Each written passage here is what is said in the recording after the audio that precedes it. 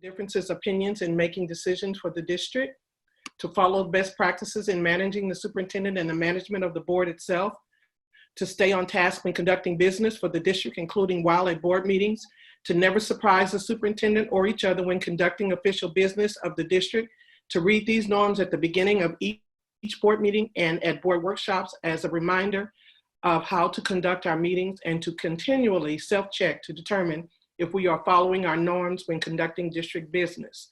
With that being said, we will now have our roll call coming from our board clerk, Ms. Susan Westphal. Maxine Drew. Maxine Drew, present. Yolanda Clark. Yolanda Clark, present. Janie Humphreys. Janie Humphreys, present. Randy Lopez. Randy Lopez, presente. Wanda Brown Page. Wanda Brownlee Page. Okay. Valdenia Wynn. Valdenia Wynn, present. Stacy Yeager. Stacy, present. Okay. Thank you. May I get a motion to approve the special agenda? So move. Second. It's been moved and seconded that we approve the special agenda. Ms. Westphal, the roll call for approval.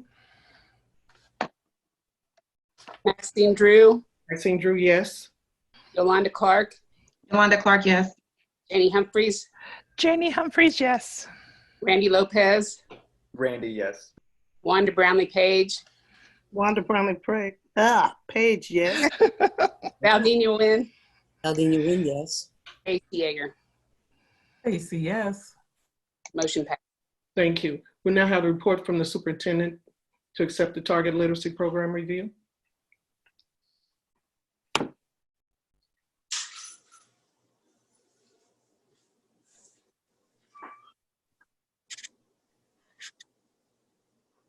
Dr. Faust, are you still here? He's muted. Sorry, I am trying to get my page. I have all these screens up and I'm looking for my right screen. I apologize. No worries. Let me get to it. Take your time. And I closed out the wrong one. Come on. Okay. It's coming. Okay. I'd ask that the Kansas City Board of Education accept as an informational item the targeted literacy program review as submitted by Matthew Anderson, Director of Curriculum and Instruction, Dr. Troy Pitch, Instructional Improvement Officer, Chris Scott, Director of ESL and Interim Instructional Improvement Officer, and recommended by myself, Superintendent of Schools.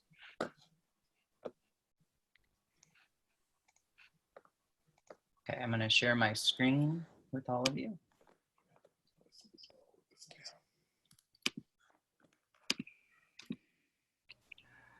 You'll see? Yes. Perfect. And Chris, you'll get us started, correct? Good morning, Madam President, Dr. Faust, and board members. Good morning. Kristen Scott, Director of ESL and Migrant Programs and Interim Instructional Improvement Officer. Today, we will be presenting a review of the Targeted Literacy Program. You have extended data and information in your board library. We are just presenting highlights of this information. Go to the next slide. This presentation aligns with the board strategic priorities of high expectations for student achievement and good stewards of resources and financial accountability. We want to give a brief history or overview of the program. The Strategic Reading Program, which is an actual course, began in the 2013-2014 school year as an elective course. The course description states that it is designed to bring students' reading comprehension to grade level. Teachers who were to teach this course had to have a reading specialist degree. This school year, however, only one teacher has their reading specialist degree according to the Kansas Department of Education Licensure Division. Through these 7 years, over $7 million has been spent on this program. The last 2 years, $300,000 was budgeted for professional development, and none of those finances were spent. Next slide. This slide shows our district secondary literacy scores. These are all students from the years 2016 to 2019. So you see an average over that span of time. For example, our sixth graders from 2016 to 2019, 64% of our sixth graders were scoring at a level 1, which is not proficient, while 14% were scoring at proficient. 10th graders, through that span of time, 64% were scoring at a level 1, whereas only 11% were scoring at proficiency. Next slide. This slide shows students who are actually enrolled in the program from 2017 to 2019. David Rand polled the students who were in the program 1 to 2 semesters, 3 to 4 semesters, or students who are in the program 5 to 6 semesters during this span. The data shows that these students are still scoring at a level 1 proficiency on CAP, despite the number of times they have been in the course. For example, sixth graders who were in the course 1 to 2 semesters, 89.2% of them were still scoring at a level 1 on the CAP assessment. Next slide. This slide shows students who were scoring proficient on CAP who had been in a strategic reading course. We would expect to see students who had exited this course to begin scoring at the proficient level, since the course was designed to bring students' reading comprehension to grade level. But what we see is students are still not scoring at proficiency despite being in the program. 33 students were enrolled in strategic reading during this 2017 to 2019 span of time, which is 5 to 6 semesters. None of those students ever ended up scoring at the proficiency level. Of the 506 students across 2016 to 2019 who were enrolled in a strategic reading course in 6th grade, only 18 of those students raised their CAP achievement from 5th grade to 6th grade. Across that same time, 306 students enrolled in a strategic reading course in 7th grade. Only 22 of them increased their level from 6th grade to 7th grade. In 8th grade, 87 students enrolled in a strategic reading course. Only 4 increased their level from 7th grade to 8th grade.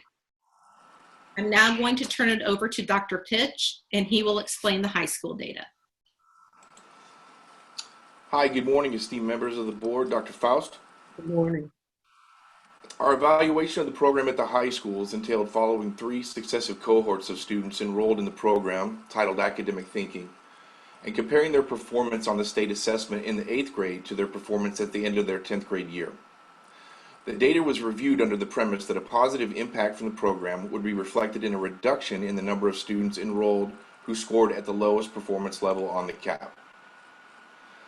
As you can see in the graph, 2 of the 3 cohorts actually increased their representation among level 1 scores, while a 3rd cohort showed no movement at all. Further, the aggregate performance of the 3 cohorts reflected an increase in the number of students performing at level 1 by nearly 5%. It should be noted that these outcomes occurred 3 years into the implementation of the program in our district. Matt, could you advance the slide, please? In order to verify whether the program was reaching its goal of growing students to grade level proficiency, we examined these same cohorts for level 3 performance. We used the premise that the program effectiveness would be demonstrated by an increase in the number of students performing at grade level, termed level 3, on the CAP assessment at the end of their 10th grade year. The data shows that of the 3 cohorts examined, 1 of them increased the number of students at level 3 mastery by less than 1%, while the other 2 cohorts remained static with no students scoring at this level of mastery. The aggregate increase in performance by all 3 cohorts was less than 0.25% overall during the 3-year period. To conclude, the data reviewed illustrates that the number of students enrolled in the program scoring at the lowest level of mastery on the CAP either remained flat or increased well into its implementation period. Further, there was no significant increase in the number of students enrolled in the program performing at grade level across the 3 cohorts under review, and the number of students performing at level represented less than 1% of the students enrolled in academic thinking. With that said, I'm going to turn this over to Matt. Good morning, Madam Chair. Good morning, board members. Good morning, Dr. Faust. When hard decisions have to be made about programs and reviews and things like that, there are bound to be misconceptions or rumors out there. And so we wanted to ensure that you as a board understand what those misconceptions are and kind of give you some factual information. So one misconception that might be out there right now is that people are saying the district doesn't believe that targeted literacy teachers are teaching full course loads or working a full schedule. That is a false statement. We have not said that, nor would we ever say that. We know teachers have a full schedule. We understand that because we can go into the Infinite Campus system, we can look at their schedules, and we know that they do work a full schedule. Another misconception is that targeted literacy teachers are losing their job. That is an incorrect statement. No one is losing their job. All principals have been able to find a replacement position for the targeted literacy teacher, and they were able to put them back into the classroom. So no one was losing their job. Another misconception is that the district will be using funds from these unfilled targeted literacy positions for next year to pay for additional curriculum resources. The funds that were used to assist in the purchase of new curriculum resources for next school year were salaries not used for this current year for unfilled positions. We are not counting on using these unfilled positions to pay for curriculum resources for next year.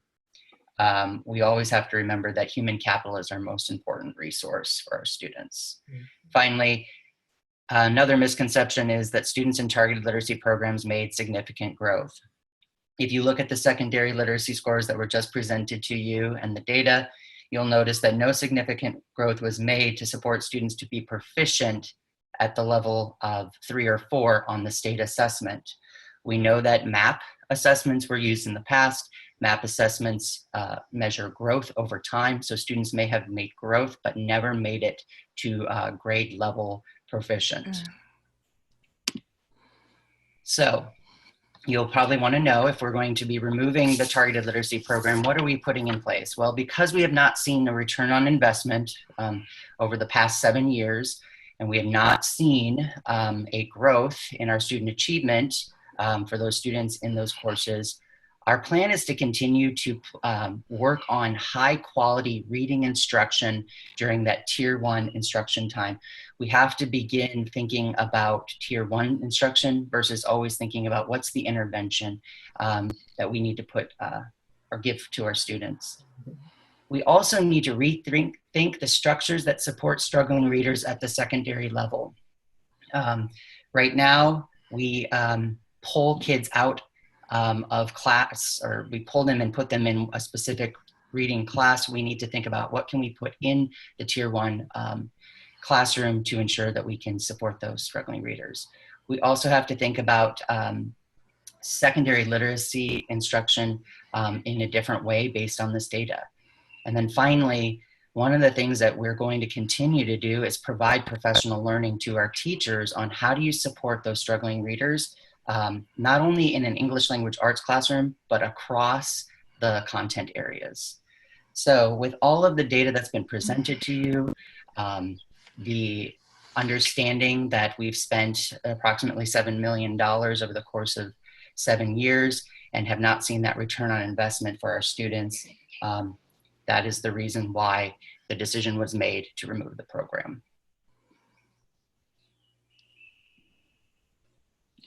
With that being said, we can answer questions.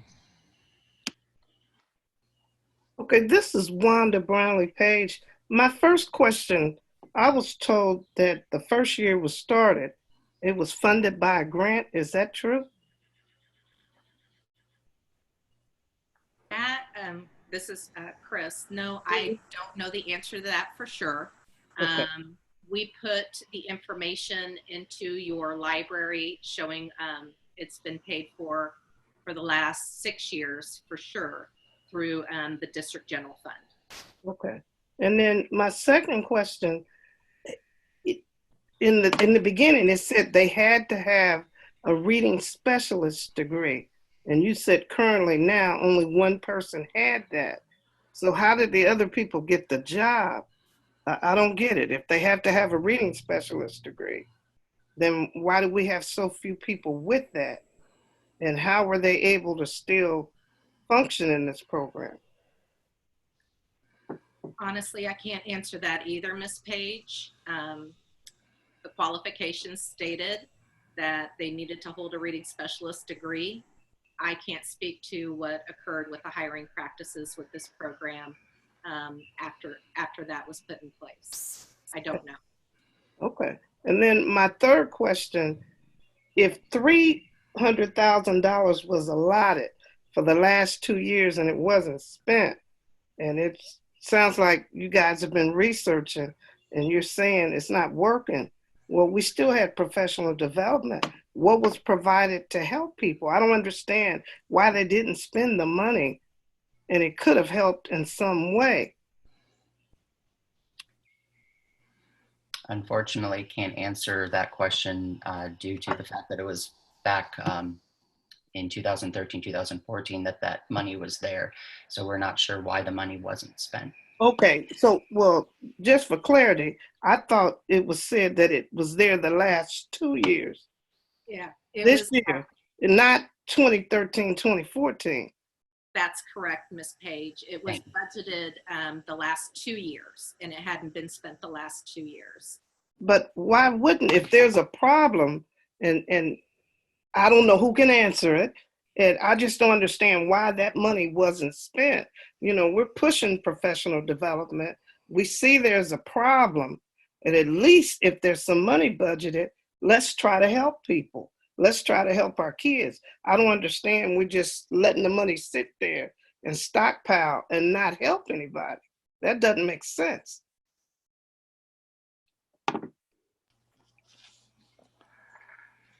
Okay, nobody has a comment on that. Gotcha. No, so I can say from the superintendent's area, my area, of course, this is news to me that it wasn't spent when we were looking, when it was brought to my attention.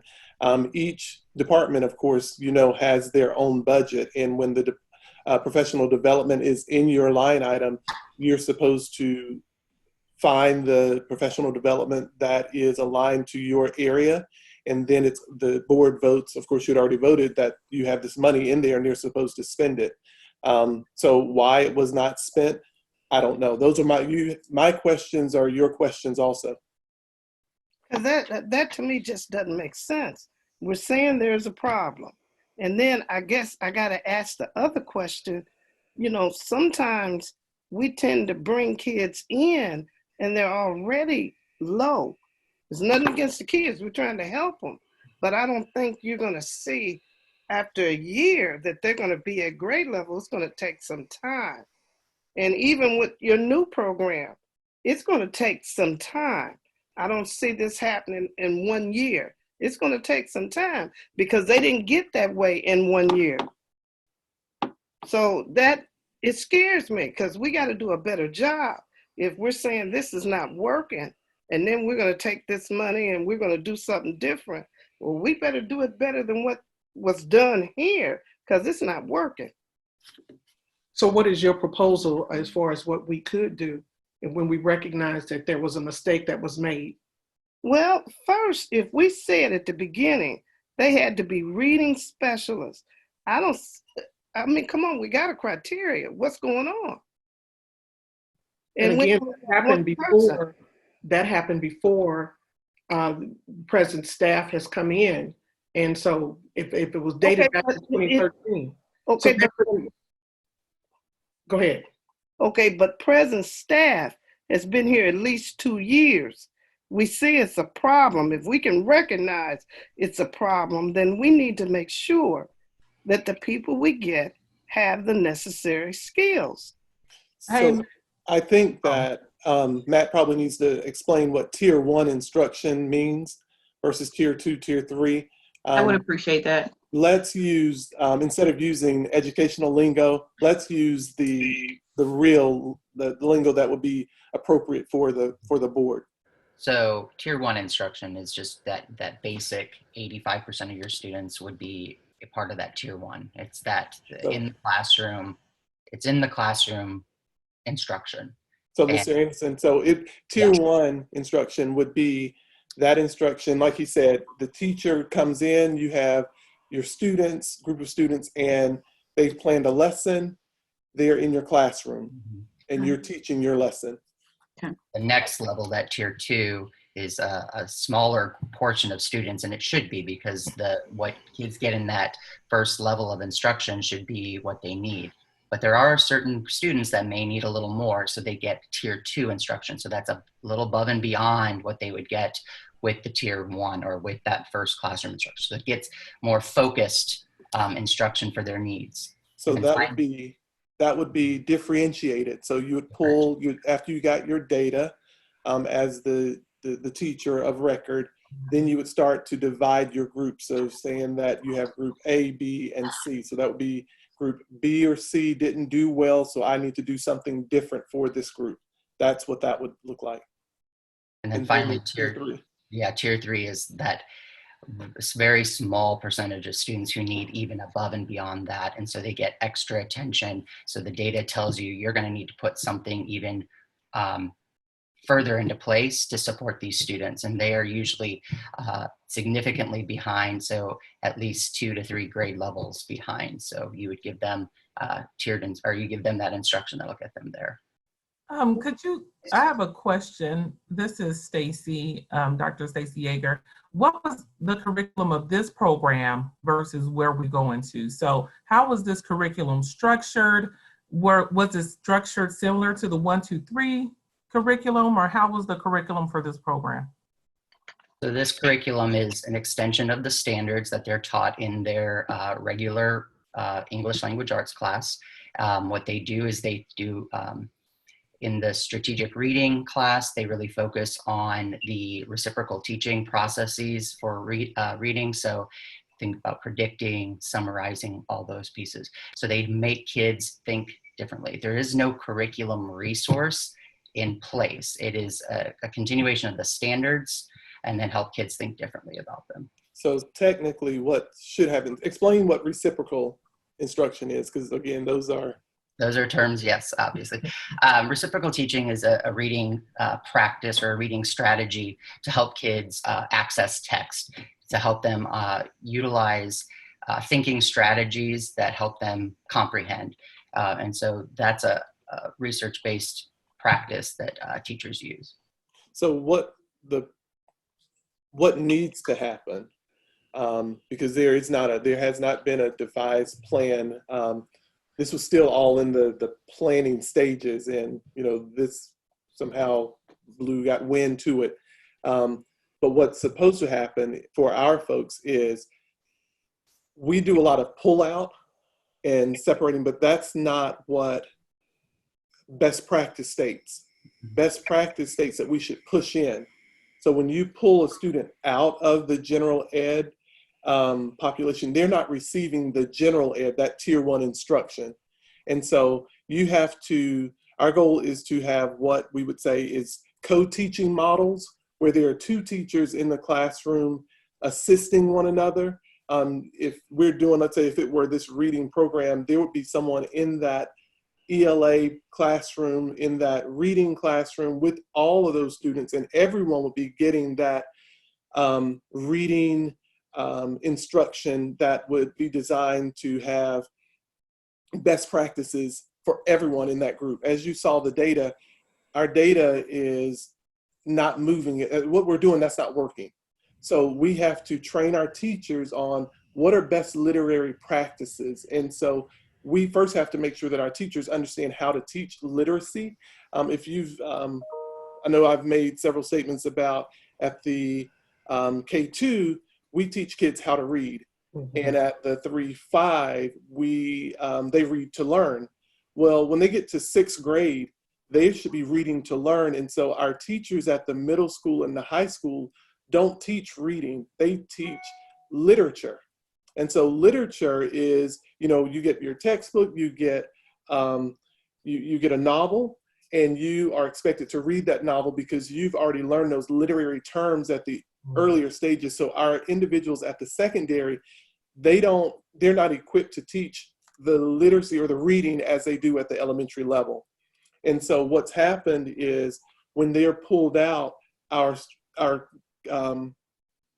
reading or ELA teachers, they're not learning, or they don't know what those teachers are doing. So they're not able to push that information back into the students. So you have this person over here doing something, and then you have your general teacher doing something totally different. So if they merge together, then they can teach their literary terms, they can teach their best practices terms in an ELA classroom that benefits students.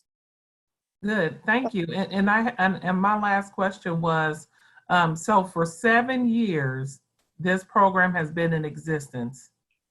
And for 6 years, we at least know the district has been putting lots of money into this program. How did we not catch this earlier? Because although, yes, a year may not be shown, but at least by 3 years, no more than 5 years, the flag should have been raised like something is not matching up. So how do we catch it in the future? Because the past is the past, but in the future, or what are we doing now to help catch the programs that we may be spending money on that is not giving a good turn on investments for our students? Because we want our students to learn and be the best they can be, but we know we have to give them the right tools. So doing program evaluation, that's how this came about. So every contract that we have, or every program that we have that's costing $20,000 or more, we're looking at those programs. And so that's where this came from. So you run the data, find out what's going on, what is this program, how is it beneficial? So we're asking those questions. Of course, this is the first full year of being able to examine what's going on with all of the resources that we use. And so that's what we're literally doing. And it has to be done every year. So it's not just this year. Then next year we'll look again and see, what are we getting? What does it look like? Are we getting movement? Is it beneficial? Are we being fiscally sound in our budget? So then we can say, yes, this one is working, and we see the results. But this one, the way it's structured isn't working. You're looking at the data, and yes, 2 years, why didn't they? And so yes, we know that they didn't just get like this, but what do you do to ensure that students are going to be reading on grade level? It's going to take some time. We do know that, but you would expect to see growth after a program's in place for 2 years. You do see that growth, and we can point to research that states that. This is Wanda Brown page again. Did you run any data on the tier groups? I'm speaking in regard to 2 and 3, to see what their score, if it's a small group 2, how did they score, to see what the difference was? Because this is a smaller group. And from year to year, did you run theirs? Because you seem to have clumped it all together. And Right. what's the breakdown to show? Okay, they came in here, they were in a small group, and maybe they were just a year or 2 behind in comparison to another group who was maybe 4 years behind. Do you see any data? Was that run? Well, you wouldn't run the, you wouldn't run the data. This is only like data. So individuals who were in the program, that's the only data that we use for these students. If you were looking at a sample group, this would be the treatment group. So these were the individuals who were treated by this and it didn't work. So we wouldn't use it for those students who weren't in the group. Now we do have data we can find that data for kids who weren't on it. And yes, you can see, but these were the students who we had as what we'd consider a treatment group. And the treatment was not showing adequate progress. Excuse me, I think if we could point back to our district state assessment results over the span of time between 2016 to 2019, that shows all students any secondary student from 2016 to 2019. And so here are the averages through the 4 years, but every single year, sixth graders, you see on average, 64% of our sixth graders are scoring not proficient. And then you see 60% of our seventh graders not scoring proficient. And then all sixth graders who were scoring proficient, there's only 14% and only 12% at seventh grade. So that shows all kids and how they're performing. And then, as Dr. Faust said, then we show the treatment group. So let's try and intervene with the kids who are not scoring proficient. And that was what this course was designed for. We want to get their reading comprehension up to grade level. And so the treatment was the course. And the next slide shows at middle school, students who are in the course even 3 to 4 semesters. So like you said, Ms. Page, we want to give it time. But as you see, it kind of seems like the longer the students were in the course, the more they continued to score not proficient. Okay. Well, then I got another question. I know the course was geared towards secondary, but as a secondary teacher, my complaint, they never came in proficient. And they were so far behind that sometimes it's going to be very difficult to get them up. Then what are we beginning to, I know we're dealing with this, but I hope you have something in mind for the elementary level to help them, because they're coming to that secondary level not prepared. So I can help you with that. So I've been talking with Matt and his team, and was saying we have to have a literary framework for the district. And so that doesn't mean that you go out and get some resource. There's no resource, there's no person that we have in mind to bring in and do this. It's what do we know is working for our kids and what do we know is not working? And we have to create a literary framework that states what are the expectations for our kids at each grade level. So we did state, and you can follow every kindergartner should be reading that on grade level by 90%. 90%, but then it's like, so what does that look like in every one of our kindergarten classes? That has not been created. What does 90% of first graders reading on grade level look like? What does that framework look like? What does second grade look like? What is third grade? So he's been tasked with creating that and creating a team. Now, the literary instructional coach who's over this, she has a literacy background. So he's gonna be working with her. They have to create a framework for literacy, because you're right, we can't keep waiting until they get to middle school to say we've got to fix it. You have to fix it early on by the time they get there that we aren't. But what it's going to take with literacy is it takes time, and we have to make sure that our framework is in place. There's not a framework that we can call our own to say this is the KCKP way of teaching literacy. We don't have that. And so that's what we're attempting to do by going through and looking at it. And I do believe that his team can develop that. This is Dr. Nguyen asking a couple of questions, please. Ms. Scott, how long have you had to, had the experience of evaluating the program? Actually, I was a middle school principal when the program first came into existence. And then I've only been in this role as interim instructional improvement officer since February. Right. I guess that's one of my points. So did you have the reading target literacy program at your school? I did, ma'am. Okay. So not to zero in on you, because you'll understand my larger question. When it came to professional development, did you have professional development for your literacy teachers, target literacy teachers?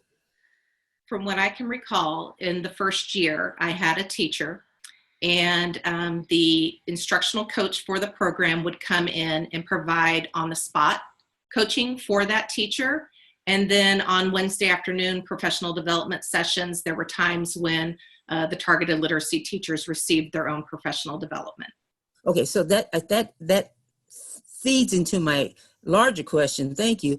And I guess this is a question for you, Dr. Faust. So whose responsibility would it have been to ensure these professional development dollars were spent, but more so not so much spending the dollars, making sure that the teachers receive the professional development, therefore then the students receiving more help, therefore the students performing better on, now MAP is the one that's been used for the most part, correct? Not CAP? No, we've used CAP and MAP. But you do have some data with MAP scores. So yes, but I think what Matt also, and I mean, I want to answer your questions because those are great questions that you're asking. Let me answer those before we get lost into the other ones. So you're right, who is responsible for it? So there is a program manager that is over that, or I'd say program manager, a target literacy person that's over it. They're responsible for providing or getting the professional development for their teachers or for their coaches in those. That's where that comes from. Is that the Tracy Cooper lady now? I don't know her name. I don't know who. Yes, she is the person, but the budget never sat in the curriculum department. I'm sorry, you have to explain what you're saying. Sorry. Is the Tracy Cooper person? Tracy Cooper she's our curriculum instructional coach for targeted literacy. Okay. So is she the person, was she invited to come today? And if she wasn't, then that seemed to be a challenge that someone who's been working with the program hands-on could perhaps fill in some of the gaps if you couldn't. Well, I'm not sure what gaps. So let me answer the others. If that person was wanting to be a part of it, I mean, you want them to present, we can have them present. The board asked for a presentation because we weren't ready to present this. This was not ready to be presented.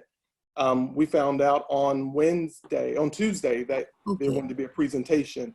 So that's where this came from. It was not something that we had asked and we had put together. The board asked us to present it at your Wednesday meeting.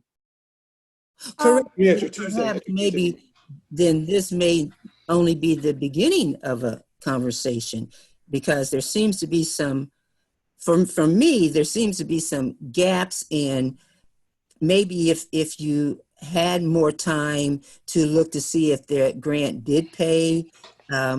Some of the emails we got suggested that there was not a requirement for a reading specialist. There's just some inconsistencies in some of the information. And so first, thank you for, on short notice, Ms. Scott, Mr. Anderson, Dr. Faust.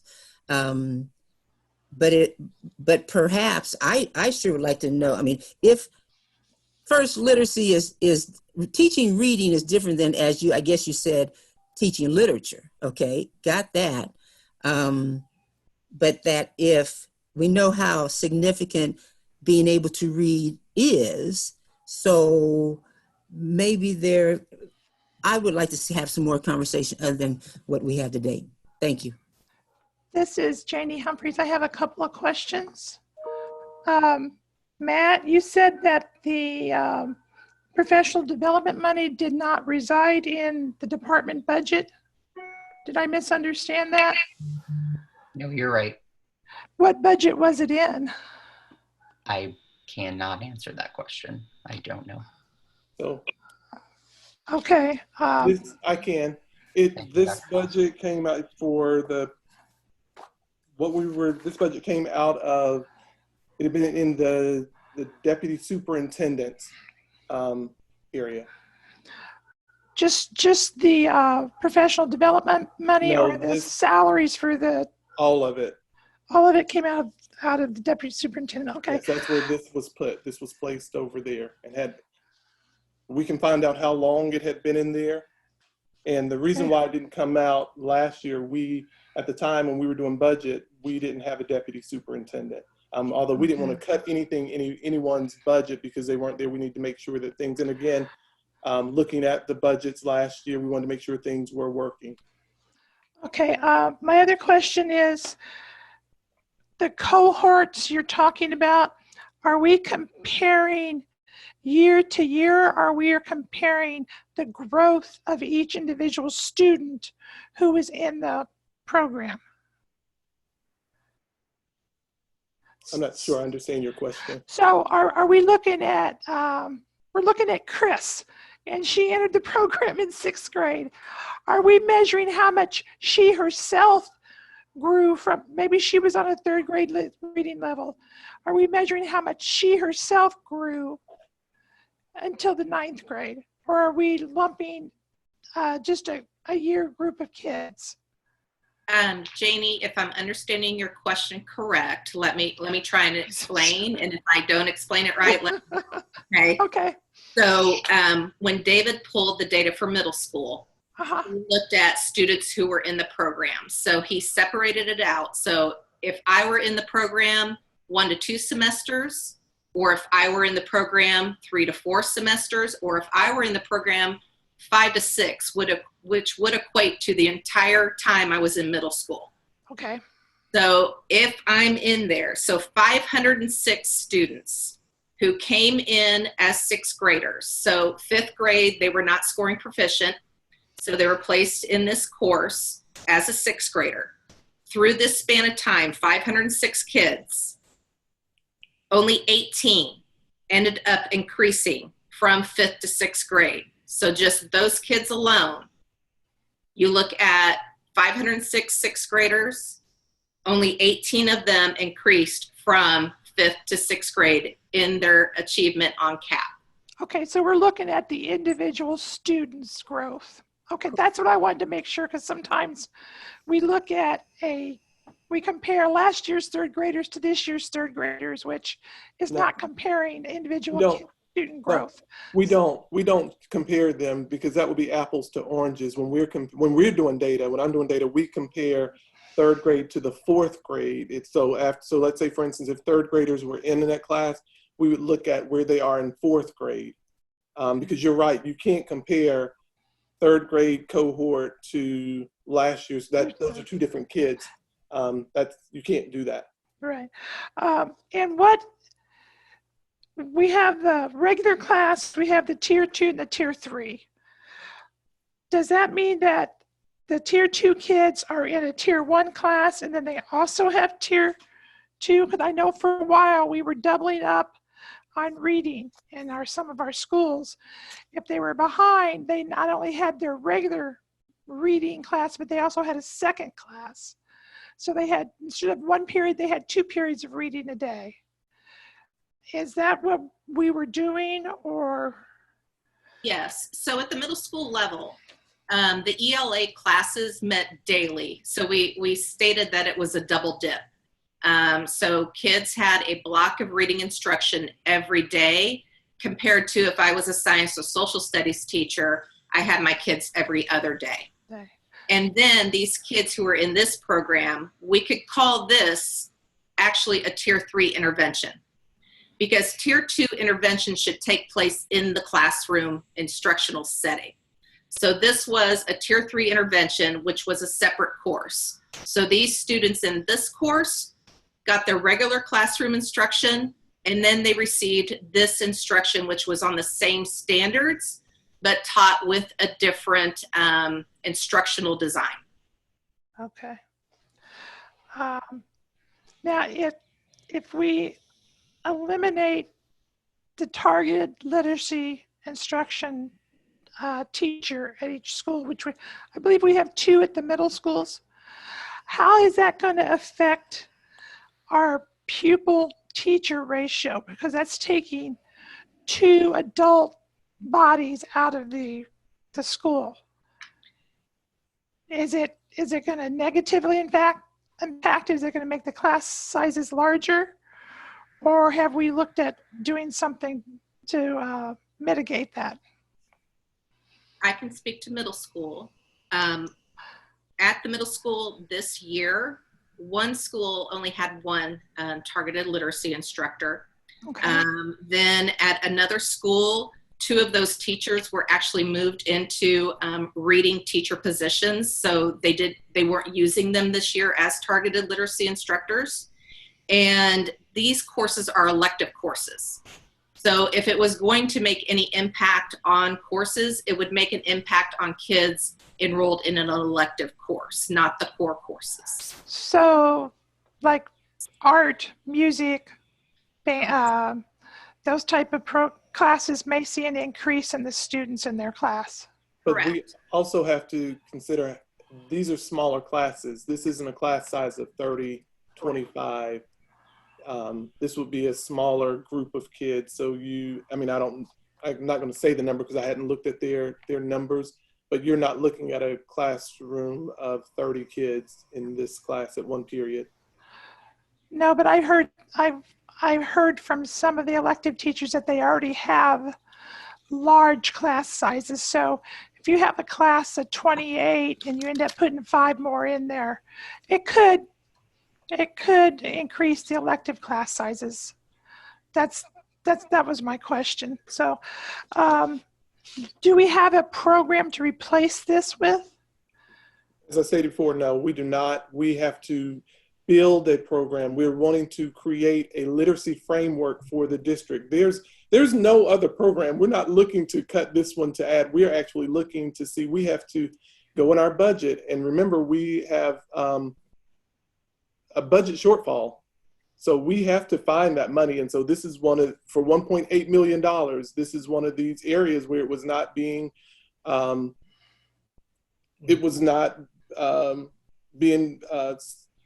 we weren't getting success from it.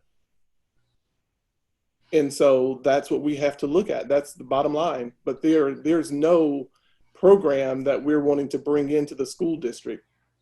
So this next year is going to be a planning year on scaffolding the framework for literacy for the district? Well, they have, a training year and provided some, on our Wednesdays, what do those reading classes look like? At our principals meeting, training our principals. On every Friday, our instructional coaches are in professional development here at the district office, getting all of those literacy people together, training them so that they can go back and implement into the classroom. We've got to train our teachers how to teach this literacy. So we really need to make sure that we're allocating enough dollars for professional development to enable our teachers to implement whichever program or whatever the scaffolding comes up with the curriculum department, whatever they think we need to see. We have to make sure we train. Absolutely. Okay. This Thank is you. Dr. Wood again. And I'm not sure if Dr. Faust, you were able to complete answering the questions, but before I move on, Ms. Scott, you were able to answer the question dealing with the impact that it would have on I think you said one middle school. Do you have the data to see how it impacts on all the schools? I understand that Rosedale will lose a math position and some of the others, but have they given it to you? Or I don't know who's responsible, and I'm having a challenge here because if all the people who are not who don't work with the program or the courses have not had the opportunity to come together, and I don't know if you haven't, but we're getting other messages that other core courses will be impacted. Can I answer part of that before? Whomever can. Okay. That's the problem seems today. So this is what happens. Principals are able to go in their budget. They have a budget meeting with our finance officers. They do that.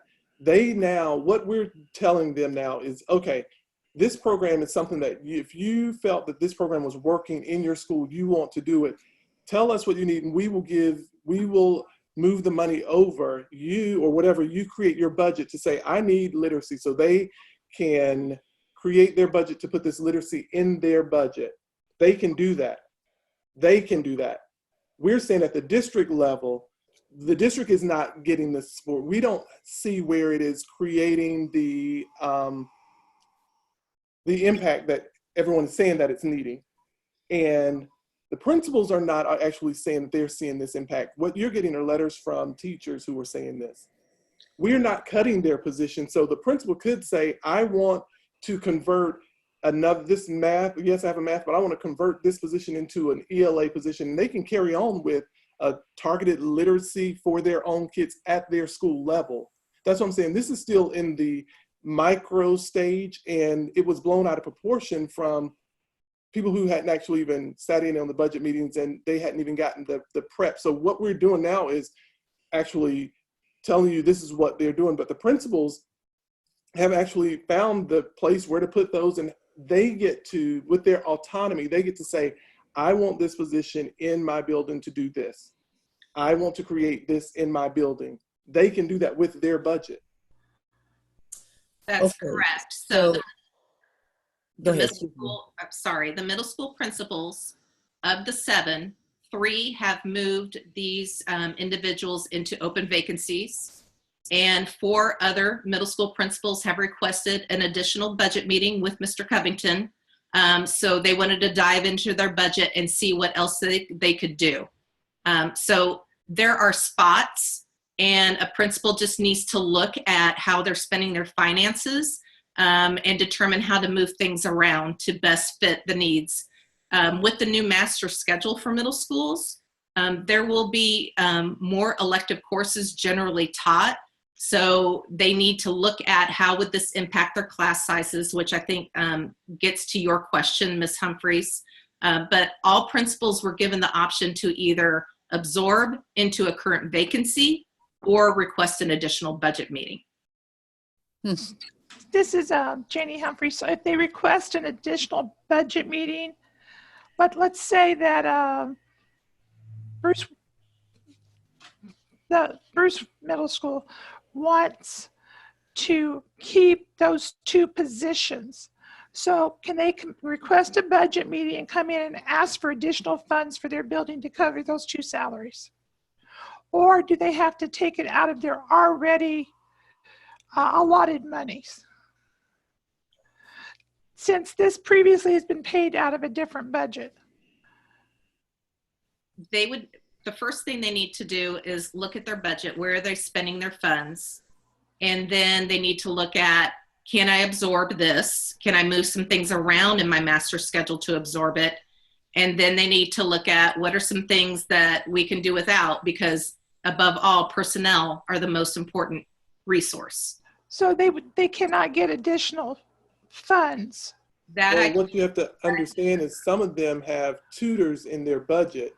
And so this could be your literacy impact on tutors that they didn't fund. So you'd have to go all the way down. Now we're getting all the way down in the grain, but they would have to go all the way down in their budget and take away, say, okay, I have 4 tutors that I was want to use for literacy.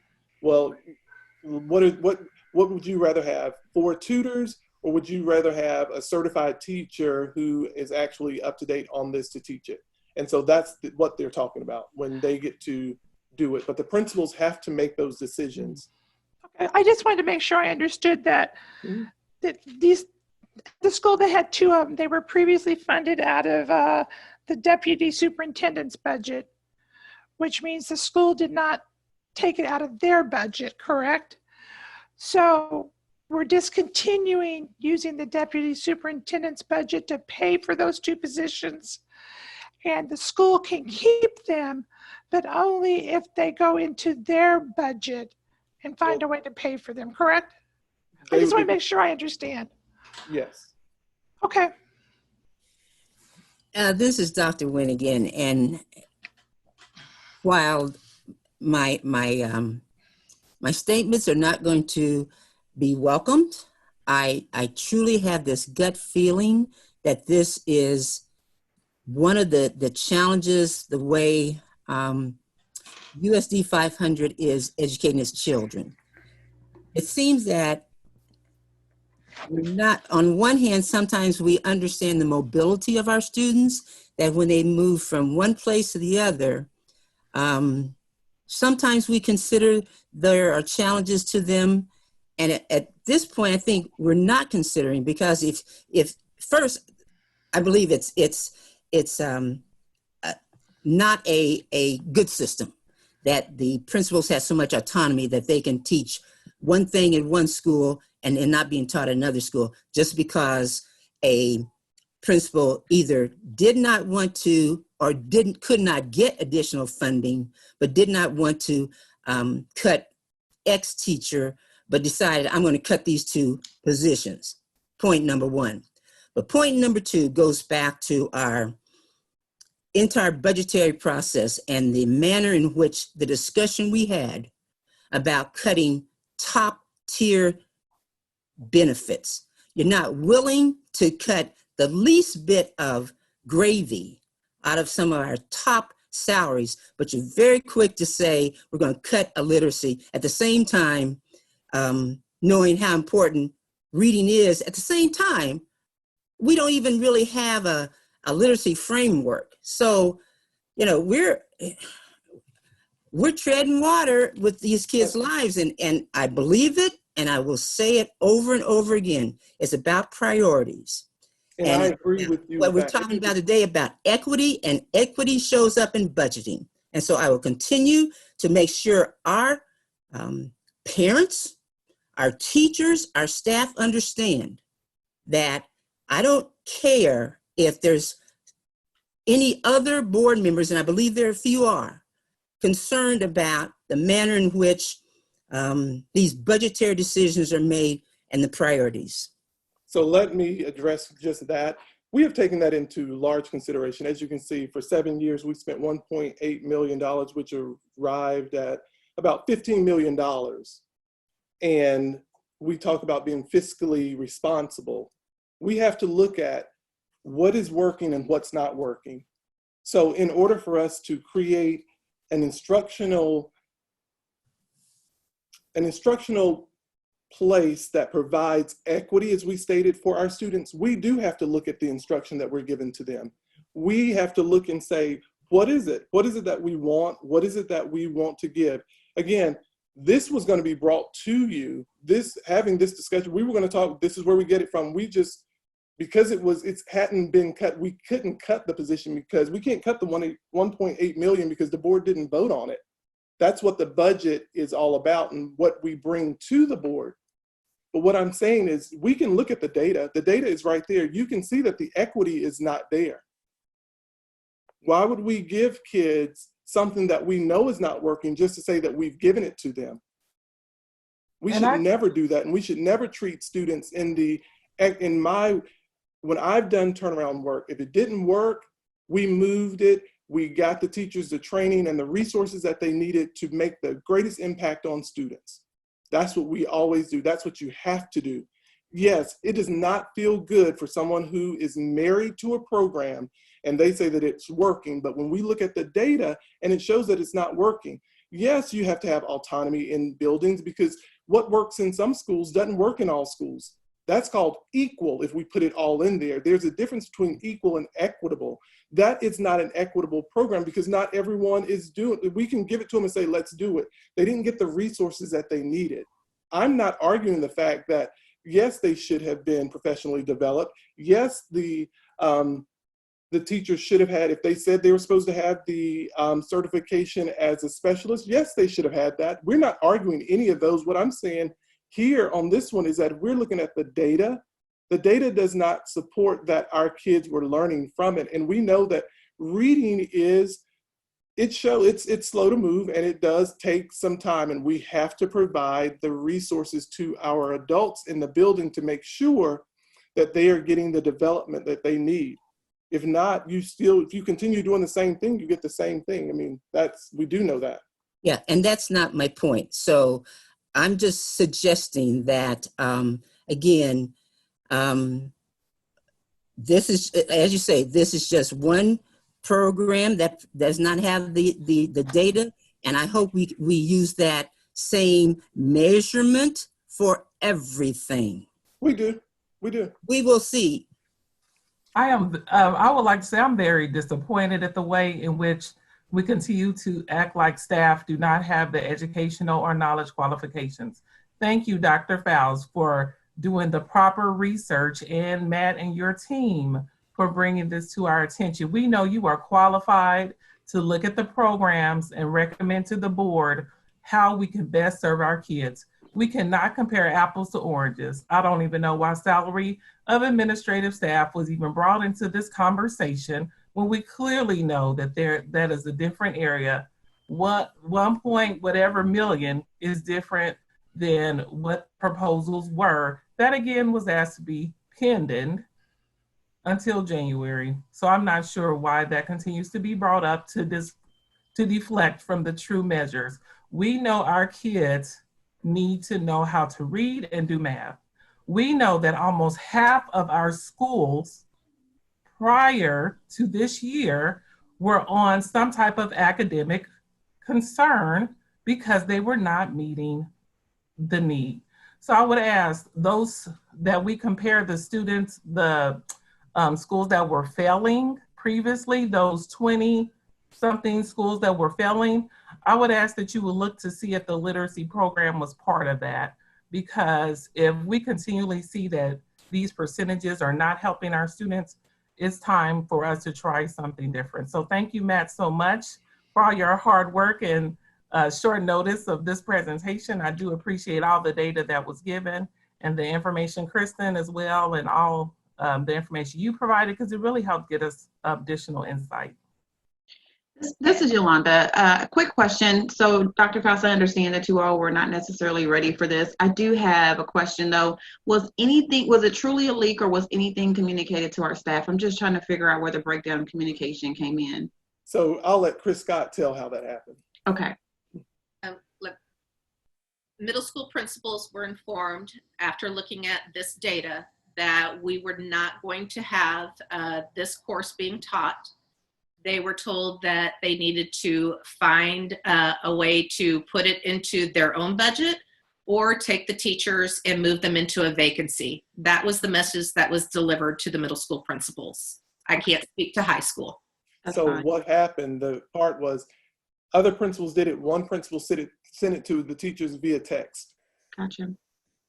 And you should never, that was not how it should have ever been delivered. Completely and so agree. that text was then put on social media and started a brainstorm. You should never deliver information because there were so many questions that they had, and the principals were told what needed to take place and how, why the reasoning, but they sent that one individual sent that information to the teacher via text.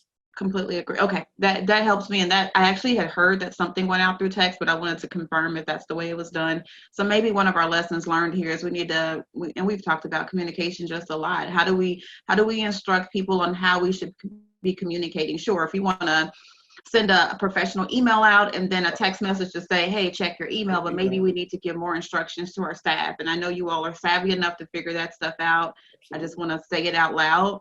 Absolutely. And we would have never thought that someone would have sent that information out to a staff member telling them we've learned. And so we do know that when they have telephone calls, we need to tell them now how to send out the information and how to contact the individuals. When you're dealing with several people and their judgment, it already gets a little bit hairy, and then you add the pandemic and all the other different obstacles people are going through right now. I can see judgment being just a little bit off. I do have, I'm going to say it, and I know that something will be figured out. You know, our reading and our scores and everything has always been a hot topic and a conversation. So I am a little bit concerned about the program being removed. I'm more concerned about the way that the training was handled and how we let several years go by and not recognize that we had an issue. And I think that probably was more of the shock to even staff, because did they even know that the program was not performing the way it was supposed to be performing before it was basically pulled? So that I don't expect for anyone to have those answers. I'm just stating my thoughts. And this is Wanda Brownlee Page. The $300,000 in professional development, will someone use that to help train, to help people to give them strategies and structures. I mean, it bothers me that we just let money sit, and it's supposed to go to professional development, and it needs to go there. We need to help people. So is someone going to look into that and make sure that it goes? Because it just scares me that we're stockpiling money, we're not using it, and let's use it for what it was set up to go for. Absolutely, absolutely. And the answer to your question would be yes. And this is Janie again. I do want to say thank you for putting the presentation together so quickly, Matt. And you said this is posted on board docs so that we can go in and review it. Yes, there are multiple documents in there for you all. Okay, I appreciate that because sometimes I have to print things out to really get into them. I know, Stacy, you like electronic, but some of us old school people like to be able to mark up our paper and stuff and write down additional questions.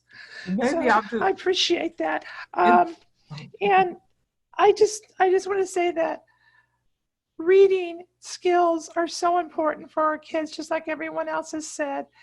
And the sooner we can get in there and help our kids, the better.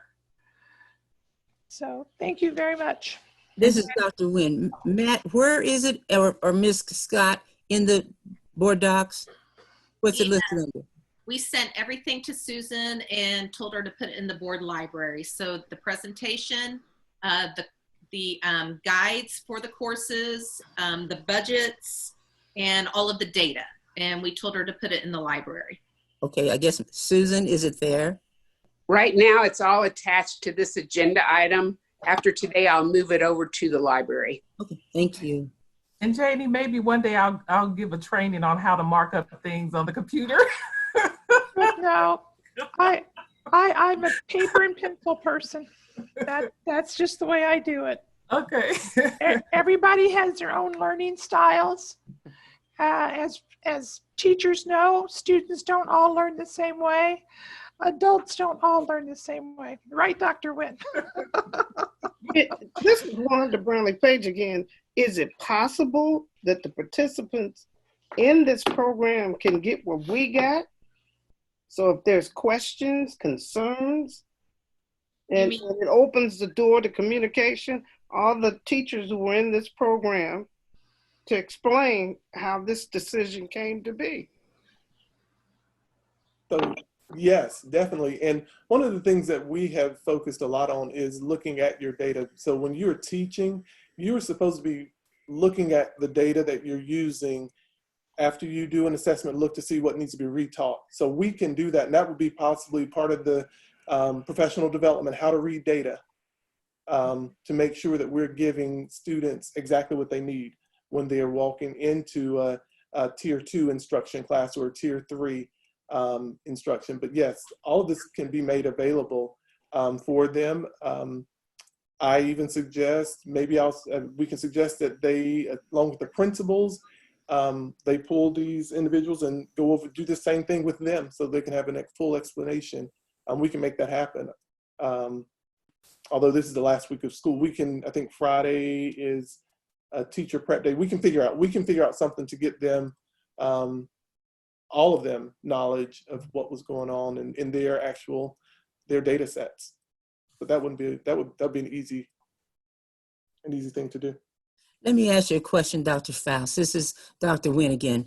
Mm-hmm. If some of these faculty came to the principal and propose within the budget, let's say within the budget that they have, a way to keep what they're doing, and I think you alluded to this earlier, keep what they're doing for 2021 until there is a replacement. Is that, one, possible? And two, if it is possible, who would then inform them that that is an option? So that would be the principal. So yes, they can do that. So I'll be honest with you. You know, I'm always honest with you, Dr. Nguyen. I'm not so sure that when we were doing when I say we, I'll say principals, when they were doing their evaluations, that they were honest with the individuals who were teaching And that's, you know, we both put it out there. I'm not so sure that when they were in doing the instructional monitoring, that we were given the proper feedback to those individuals, because how is it that a student who has been in there for 8 semesters, if I'm the principal, they've been in there and I've been monitoring that data, I haven't told them that this one, that didn't work. You got this person still didn't do it. We've got to do something different. I think that's also a conversation. I'm pretty sure that those individuals who are writing those letters to you, they've probably never heard that before. But it's also hurtful for a teacher, if I'm coming from the teacher side, that, oh, they're saying the district is saying that it's not working, but my principal never told me that it wasn't. That's where the gist of it, like if we have to dig really deep down into it, that's what we've talked about. And, you know, we have some training at the admin level, and I've said that before, at the admin level of that coaching piece, because this is literally a coaching exercise that went wrong, because no one should find out that what they were implementing or what they were teaching at the end of the year wasn't working. You should be giving them that information up front. But yes, I do believe that we will guide them through, because I did take heed to the conversation we had, that we had to be a little more firmer with them.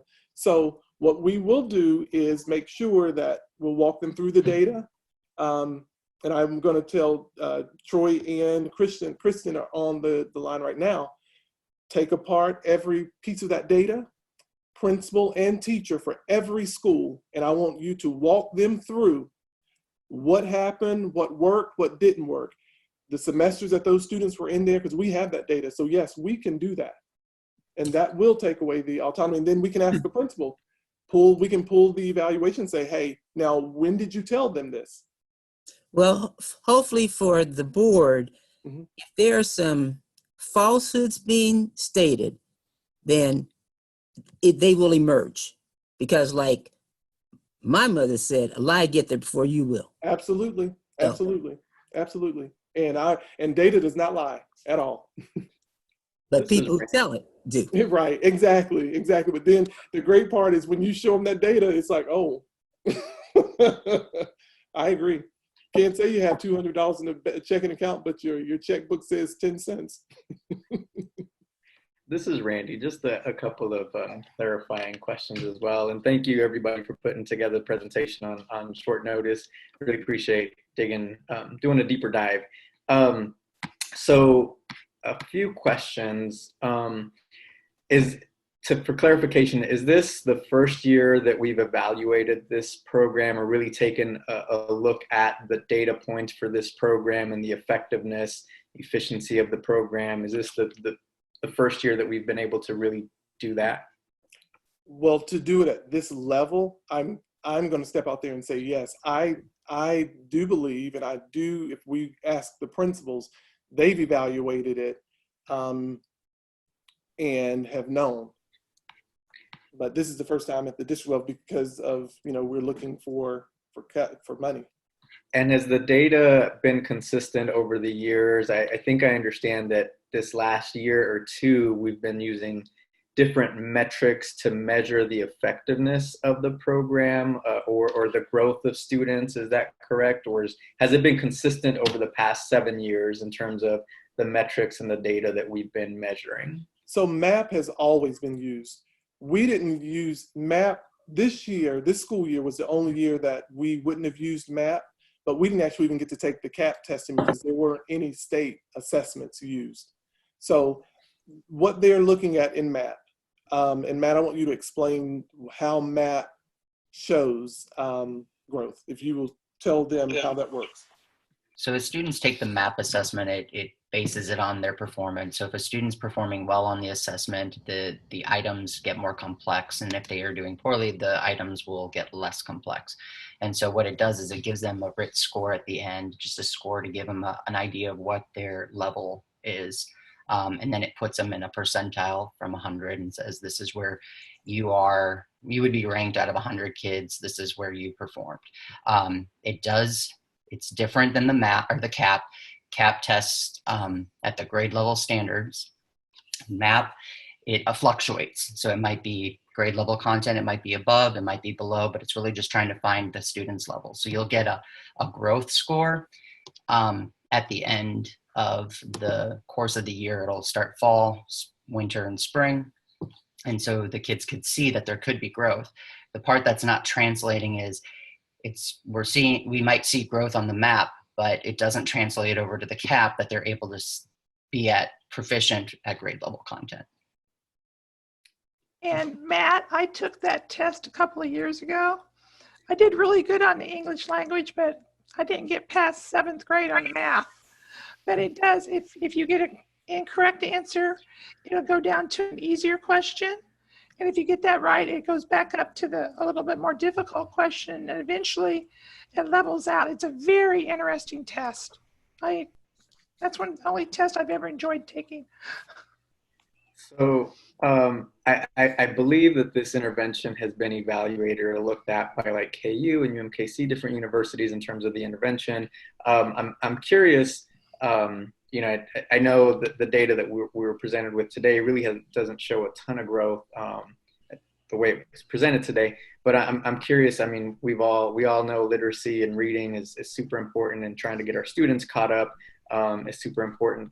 I wonder if there could have been a possibility, instead of removing the intervention itself as a district-wide intervention, could we instead maybe have gone in, since this is the first year that we've gone this deep dive into evaluation, could we have gone in and done some additional training to say, hey, like we need to be more, follow the fidelity of the model, the intervention. Let's correct some of the interventions that we're doing in the classroom to see if we could, increase our effectiveness with this program, rather than remove it altogether. Just kind of do some additional training and going into the with our teachers to, I guess, lack of a better term, to fix anything that we were not doing correctly with the intervention, instead of removing it altogether from a district-wide initiative. A concern I do have is removing it as a district initiative and just allowing each building to implement it. Where's the fidelity? Who's kind of keeping track of, or making sure that that it's being taught the way it's supposed to, the way the curriculum is drawn out to be taught in that way. So that is one of my concerns. And just, if we're evaluating it, could we have done some redirection to make sure that it's being implemented the way it was supposed to be, rather than removing it altogether? And then one last, I guess, before I forget, and then anyone can respond to anything or any of the questions. If this isn't a for sure budget cut yet, I'm curious why the buildings are already planning, or teachers are being placed into other positions. If this, if I'm understanding correctly, this hasn't already been passed in terms of a cut. So, if it hasn't, then why are teachers being placed in other positions? Or is it just kind of a plan in case this does move forward? I'm curious how that works. So the budget, of course, is not adopted until I think like sometime in August. I mean, will you vote later in July? We have to start to move to make sure that people have positions, so that we don't say you voted on something and then we have to open up another position. That's how that works. And I'll be honest, if the board says, keep this open right now, we don't want to look at this, we keep it open. But what I do want you to understand with this is this. You have a program that has been in place for 7 years. You've spent $1.8 million each year, and it has not resided in getting you any success. Now, we can say that they were not developed and who was supposed to be monitoring that. My question goes back to the same thing. Where was the money? Okay, those are all questions that I have too. And why weren't we spending this? And why wasn't there professional development? And yes, when did they actually start writing it to the standards? Those are other questions, because this program wasn't always written to the standards, had a different type of program. Those are questions that I have, but we have to be able to say what's working and what's not working. And when you know it's not working, you have to say it's not working. And if it's not, if you say that it's working and we want to give it 5 more years, we give it 5 more years. That is where we are. There's no argument on our side. We're just bringing it to you and saying that, listen, we have students in a program and we're spending money on it. And I believe as superintendent, we can train people to do this better. If given a framework and it's not going to cost you $1.8 million, we can do this one in-house and we can fix it. That's all we're saying. But if you say we want to continue with this, then we continue with it. That's honestly, there's no pushback from here. We're just providing you with the obvious. Anyone else? I've been sitting here listening to everything that everyone has been saying. And first, I'd like to thank Dr. Pitch, Ms. Scott, and Matt for presenting this information to us. And I appreciate each board member who has expressed their opinion about what has to be done and how they feel we need to move in the right direction. The question is whether or not we will agree to move in the same direction, which would be best. When we look at the numbers of the students who are being very successful, I think that's something that we do need to consider. That number is small. What we have to do is to try to come up with a plan to move forward. Is it going to be the best? Well, I don't know, but we are going to try to do that to make sure that we can move forward. I do appreciate some of the suggestions that Dr. Nguyen made for us to be able to look at things that were not done. But even if we look at that, we have to move forward and look at the things that we can do to bring about a change. So I would be in favor of us of trying to develop a plan to be able to fix the problem so that we can move forward and make sure that our students are gaining success. How to do that is what we're going to be working at within our district. So with that being said, if no one else have anything else, we will have to come and have to make a decision. Madam Chair, this is Randy again. Thank you. Thank you for summarizing that. And Dr. Faust and team, again, thanks for the presentation again on short notice. It's helpful to kind of do that deep dive and understand the data a little bit better. I also just want to thank all the teachers that have communicated to the board or staff that have communicated to the board. I think a big takeaway, and I think everyone has a different experience personally in the schools. I think a big takeaway for me is just the overall passion and commitment that our staff have for our students. And I think that's something that everyone can agree on, that's on this call, that's in the buildings, just the passion and commitment that we all have, that we all share for our students and trying to improve and making sure that we're getting them where we need to. Now, we all might have a little different thought in terms of how to get there, but I think I just want to acknowledge that the passion that our teachers have, that our instructors have for our students, and that all the staff and board have on this call that we've shown. I just want to thank everyone, because that's something that bigger picture that I think we all can agree on. And so I appreciate the teachers and everyone who wrote to the board for taking that time to share their thoughts on that. And I appreciate our staff today who put together the presentation to share the data with us. So that's it. And this is Dr. Nguyen again. And I would like to have, I guess, more clarity on, first, thank you for explaining. And I think if the teachers who wrote us are listening, then if they are, if their students showed growth and their data provides the data that would make them a program that is sustainable, then I would suggest, and I think Dr. Faust clarified and verified, that their job could be, not should, could be to go to their own principals and make that case, number one. But number two, in moving forward, and I don't know, Dr. Faust, if you have had enough time to plan it, but I would like for us to be informed on what kind of plan do you have to design the literacy framework, because number one, this is May. we won't know budget for many days.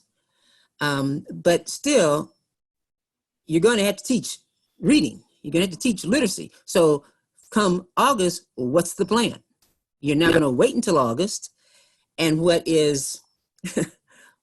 I would put, and I'm not a betting person, but what I would put money on is that some of these same teachers who have been teaching literacy will probably be the ones that are asked to help with the framework. Now, I don't know how that's going to sift out. Well, that's not true. The individuals who would be working on a framework would be in Matt's department. You would have your lead literacy individuals. It would be Matt. They would work with the elementary, the middle leads. They would also, whoever's in that curriculum department, there's a whole curriculum department that has literacy because they train the people who are out on the, I say, in the buildings. So that's where that would come. The literacy framework, we do intend on bringing that to the board, but Matt and I just talked about that on yesterday. That's what I'm saying. But as far as the professional development, yes, we have to provide professional development for our teachers, for our principals, for anyone who is touching kids. So we can put that into place and show the board what our professional development plan. I think that is beneficial. And actually, we even told him every other board meeting, we need to have an academic placeholder in there to share with the board where we are with academics and what we're doing for academics, because I believe that you need to know what is it that our kids are going to be knowing at the big level. You need to know those things. So that is exactly what we are intending to do, is bring it to you. Again, this is in May, but those individuals will be working on that information. Well, good. And again, what is probably beneficial, and this is, I'm sure you've learned, your 30-day language no longer applies, but I know what you learned in two years is that don't come, probably little bites are probably going to be more beneficial than coming with the entire pie, because then if some of those bites just don't fit, then going back remaking the whole pie is a waste of time. So thank you. And Dr. Faust, we do have an academic committee. Isn't that right, Ms. Drew, board president? Did we form an academic committee? We did. Has it been meeting, or is there a way to ensure that maybe they could start meeting?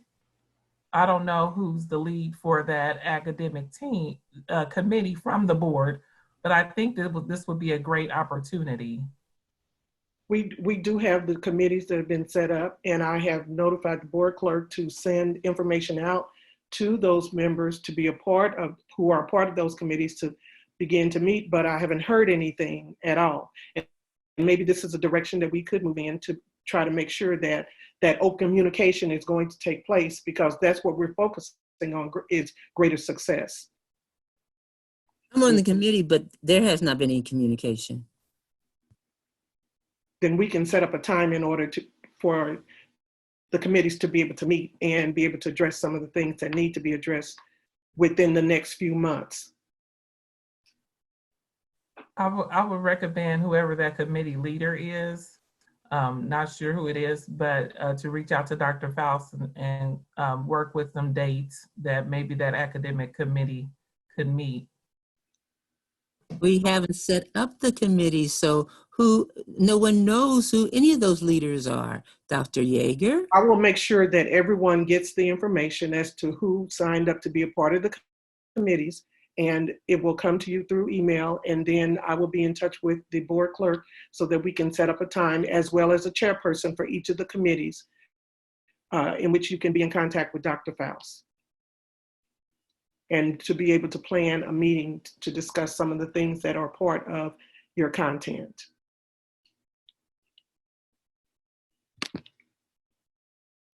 Anyone else? Dr. Faust and everyone, thank you all for presenting this information to us, and we will be addressing it as necessary. And hopefully we will see an increase once we plan for the next school year, whereas our students will be able to have a way of improving their reading scores, as well as us setting a plan for literacy.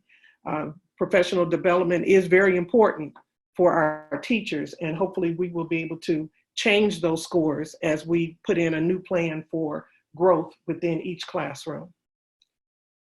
So if there's nothing else anyone would like to say in relation to this topic, we're now ready to move on to. Ms. George, I'm sorry, before we move forward, I just want to make sure, Dr. Faust, if I were in your shoes, do you know, like, next steps? Are you comfortable? I just want to make sure before we close the subject out that you and your staff have good direction, because there's been a lot of conversation.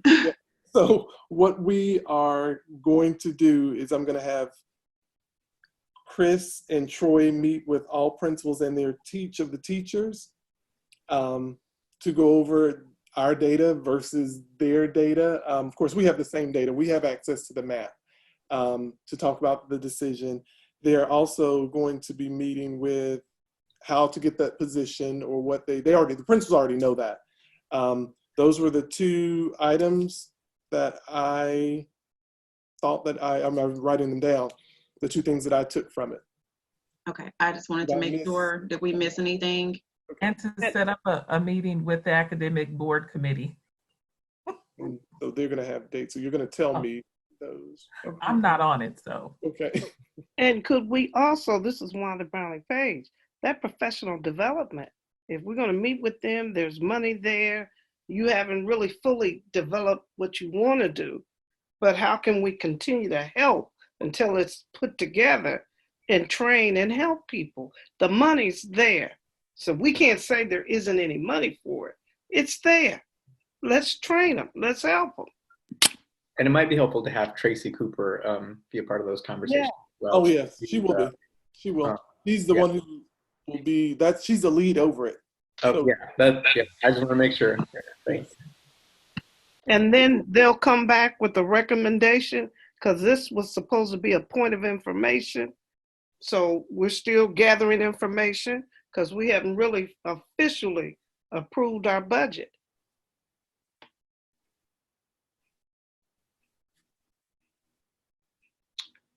Anyone else? Okay, thank you. Was that a question, Ms. Page? No, well, it was a statement. I know we're supposed to be having budget meetings. I was under the impression, at least it was said at the start of this meeting, this was a point of information. Okay. So if they're going to meet, they're going to come back to us and give us more information, because we still have to talk about budget in 2 weeks. So we'll have an idea. And again, we're just trying to pull it all together. I agree. I just wanted to make sure I understood too. Yeah. Thank you. Yeah. Okay, thank you. We're now ready to go to the next report from the superintendent on the principles of equity overview. Okay, let me get back to my other screen. Maybe I need paper and pencil. It helps. You wouldn't believe how much it helps. Oh my gosh. Wow. You're getting old. Come on. Yeah. Okay, next one. We asked that the Kansas City Board of Education engage in a collaborative review of the basic principles of equity literacy. Equity literacy, as facilitated by Dr. Jason Thompson, Executive Director of Equity and Inclusion. Also is recommended by myself, Superintendent of Schools. And I need to put my glasses on. Let me shift this screen.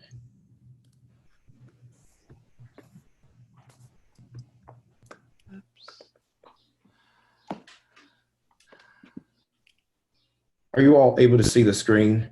Mm-hmm. Oh, good. Madam President, esteemed school board members, Dr. Faust, good morning, I think it is. Good morning to all of you. Morning. I do want to apologize, first of all. I am fighting sinus and allergy issues this morning, so I'm hoping that I don't have to cough too much and that it doesn't hinder our engagement today. But this week I listened with great enthusiasm to Linda Lutton's podcast, The View from Room 205. And if you've not heard it or gotten a chance to listen to it, it's such a wonderful entry, or at least it provides listeners a wonderful entry into learning occurring in a fourth grade classroom at the William Penn Elementary School in Chicago's North Londo neighborhood. And you can see the picture here in front of us. During one episode, Linda made an interesting assertion that I want to use as an opening for our discussion today. She says the idea that students should have an equal chance to get ahead no matter where they're from, no matter what neighborhood they call home, is at the heart of our country's identity. She says it's why public schools were created. They were created to be the great equalizer. But of course, too often that's not the case. And so it's that perspective isn't entirely too surprising to any of us who are committed to ensuring that what the district espouses as important values for equity and equity outcomes reflects what those districts actually do to make a difference in the lives of young people. In other words, how can we ensure that what the most privileged within our district are able to provide their own children becomes the gold standard for what's made available to all children? And so our review of a set of overarching guiding equity principles is even more paramount, since every decision that you make as a board, or every approval that you give, or everything that you sanction as a board, whether related to budgets or curriculum or safety, and of course the list goes on, is guided by some kind of overarching philosophical belief about what we value, what you value, I should say, as essential for the young people that are charged to our collective care. So in this very first session on equity, we'll suspend our need, I'm laughing as I say this, we'll suspend our desire and our need for quick solutions, check the box solutions, and intentionally get under the hood with the beliefs or the overarching principles on equity, on which equity is built. And I'm thinking of equity principles as a type of conceptual model. Is really a great place to start, because we can continue to apply these overarching, or my plan is that we'll continue to provide these overarching, apply these overarching ideas into so many aspects of our conversations between today and then the next time we dig deeper into actual program and equity audits that we might review to do some of the things we just talked about a few minutes ago. So as I always say, this is a wonderful time to sort of roll your sleeves up and dig your hands down into the sort of deep yet messy work that equity and inclusion really requires of all of us. So I want to talk about, just for a moment, this idea of conceptual models and what they allow us to do. They think, if you think about it, they give us an opportunity to allow us to think about equity as a process, that being a series of actions or operations that we might engage in that lead toward a particular result. It gives us a chance to consider alternative ideas. And I do love the exchange that we've been having already that helps us to rethink, reimagine what's even possible. It allows us to develop hypotheses or even those assumptions that we have, our hunches about complex systems within schooling. And as you already know, the work that we do certainly is not easy, and it's very complex. Many factors go into doing the great work that we do. Models also can help us to organize and even categorize the knowledge we learn. I think about how I, in my own brain, start to categorize things. And I can start piecing something that happened in 4th grade to something that happened when I was 40. Those kind of connections are ways to categorize and organize big loads of data in my head. Conceptual models also then help us to map realities, and I mean realities of what's happening in a district, realities across people's experiences, realities for what we have not yet accounted for. And then finally, this idea of principles as a conceptual model suggests questions that we may have, or curiosities, even some quandaries, as we've seen that already, even some quagmires, potential quagmires that this particular work of having concerns about equity and equity interventions places us. And so I have a quick question for our board members and anyone who else is on our Zoom may be interested in responding. Of these 6 characteristics, and of course, this is not a gotcha question, by the way, this is just to sort of prime the pump. I'm curious about which of these 6 resonate with you as being the most essential to how you inform your own thinking, right? And granted, you could say all 6 of them, right? But if you had to just choose one, I'm curious about, for the sake of time, maybe we can only hear about from 2, maybe 3 people, about which characteristics resonate as being most central to the way that you sort of take in knowledge and you think through things. And I'm just going to open it up if someone wants to unmute and just pick one and maybe say something about it. I like the part to organize and categorize knowledge. I do a lot of brainstorming with my work team, and this is how we come up with new thoughts or processes or things. We kind of have a brainstorming session where everybody just kind of throws out information and posts up their initial thoughts. Then we go back, organize, categorize, and then prioritize from that to develop the appropriate system. Nice. I like the one about thinking about a process, because in order to be able to know it fully, you have to reason within your own mind in order to be able to think about it. And this is Yolanda.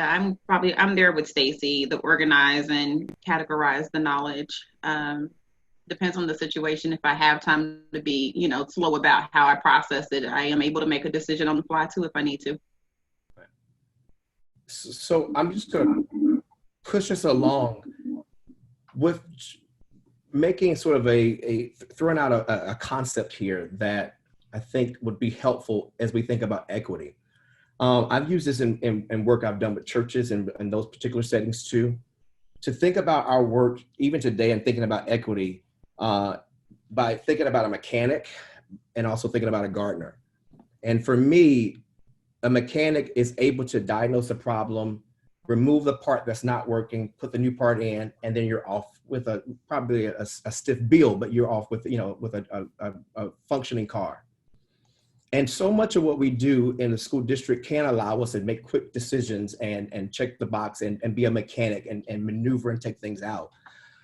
But equity doesn't work that way, right? That equity really is more of us becoming a gardener, where you may put fertilizer down sometimes, you may, some of you probably are gardeners, so if I'm saying this wrong, forgive me. But there are times where you realize this pot's too small, or hey, this particular flower needs more sun, and all those things you do, just trying out to, with the intention that you want to help things to grow.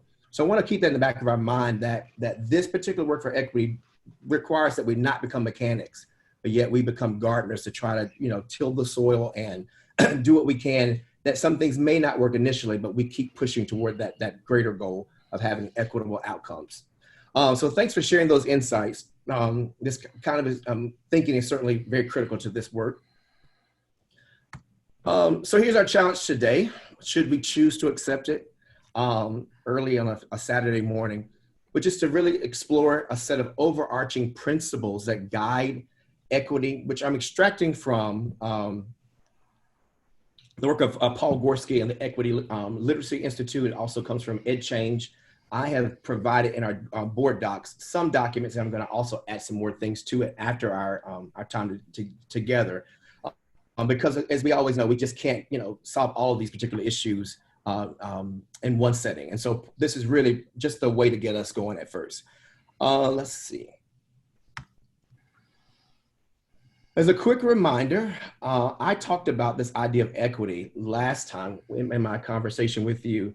And I'm using this definition just to make sure we're all on the same page, or use this as a working example, that when we are talking about equity, we're not talking about equality. And I think in our conversation earlier, that distinction was brought up again. And when I think about equity being, ensuring appropriate access and opportunity, because what might be appropriate for me would be very, very different than someone else, right? And so I think that's really powerful to think about as we think about equity and its distinctions between like diversity and all these other terms that we still deem as important and we still use. But just for today's purposes, I just wanted to focus on equity because I think it really helps to guide a lot of our decisions. But you see equity here as being depicted as the amount of water that each plant needs and requires to thrive. And I just love this analogy because, of course, if we just gave both plants the same amount of water, we would really overwater one, underwater the other. And what our goal is as professional educators and those charged to the care of young people and even our own colleagues and their health and their well-being is how do we provide the right amount of water or the things that people need individually to thrive and be successful. And I know that's all of our goal. I mean, it's in your passion when you talk.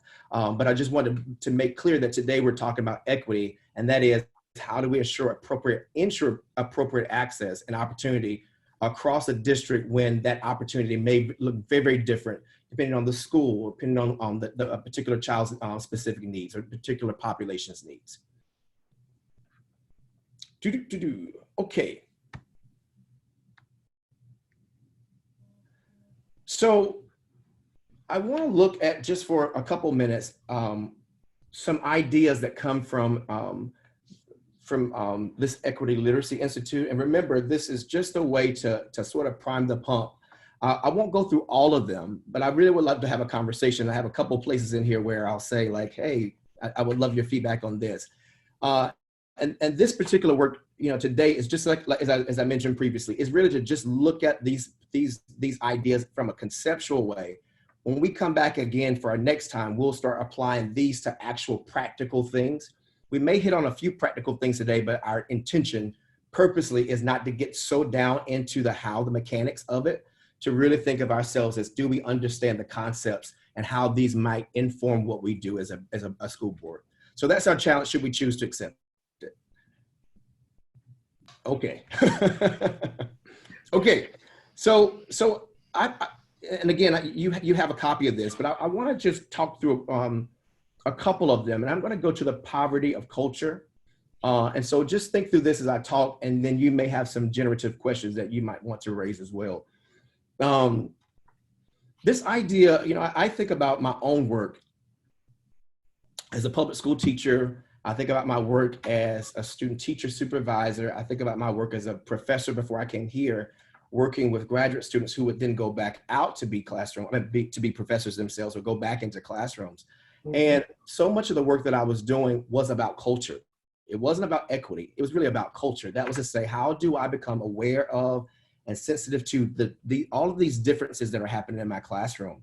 How do I help future teachers to recognize, and as you know, much of the research shows that so many of our teachers do not reflect the backgrounds of the students that they serve. And that sort of cultural mismatch can also, in some teachers, be very, very challenging to get over. And so you can see all of these factors that are happening. I felt like, and I have many colleagues and even people that I met here in our district who do ascribe to many of our cultural programs, and there's nothing wrong with that. So I'm just trying to say, and I know Mr. Lopez, we talked about this too. I'm just making the case that in this conversation, I'm thinking about that from an equity lens. But those programs such as culturally responsive pedagogies, I think about multiculturalism, I think about interculturalism, we hear cultural proficiency, all of the cultural competence, all of these things that we hope teachers have the skills and strategies to implement in their classrooms in ways that particular teaching strategy makes learning more relevant to the students that we serve. Those things make us aware of difference. It makes us aware of difference by race, or difference by gender, difference by socioeconomic status. It makes us aware and sensitive to those, but it doesn't always push the needle in ensuring that after we account for those differences, that those students have the amount of water that they need to be successful. And I think that's a wonderful distinction to make as we start thinking about the decisions. And again, I'm not assuming, and please know that I'm not saying that you don't know this. I'm also using this as a teaching platform, because there may be people who are listening to our school board who may be struggling in these areas and may want other resources. And so if I say something, you go, I can't believe he thought I didn't know that. I'm certainly saying this, thinking about a bigger way that as our school board meetings can really help to teach people who are interested in these issues, or people who want to partner and champion this kind of teaching and this kind of work, could learn from these kind of things. But I say that because inequities, this idea of a poverty of culture, this idea, this focus on culture, is really a primary power and privilege problem, right? It's about power and privilege, or access and opportunities that people have, not primarily cultural problems. And I want to just make that distinction, because as we talk about programming, right, we could get so caught up in how these particular programs cater to specific populations, and there's nothing wrong with that. Again, I say that's important. But the real question we want to ask is what impact those programs are having to make sure that students have the amount of water that they need. And so as a result, achieving equity requires power and privilege solutions, not just cultural solutions. So think about that for just a moment, because so much of our dollars do go into, right, all of these programs that really are meeting the cultural needs of our students. The real question I think we have to ask, and as you are having conversations with each other, as you are sort of vetting new programs, is what emphasis, what frameworks attend to diversity or inclusion and those kind of things, are just only thinking about those in surface ways, right? To say, let's look at the visible diversity, the visible culture that's happening with our students, but then offer no threat to inequities, right? They offer no threat to inequities. I say that because, equity really is about access and opportunity. So if a student in our schools is experiencing bullying, or is experiencing prejudice, or experiencing some inequities, that's a problem of inequity, not just a problem of culture, right? We may address them through cultural needs, but it really is an inequitable thing that's happening. And we all want our students to feel safe and feel as though that they can be successful in their own school. But instead of talking about the barriers that cultural groups face, so think about this for just a moment. Cultural frameworks attempt to make us aware and sensitive to the mindsets that students, for example, African Americans may have, or that Latina students may have, or whatever the typing is.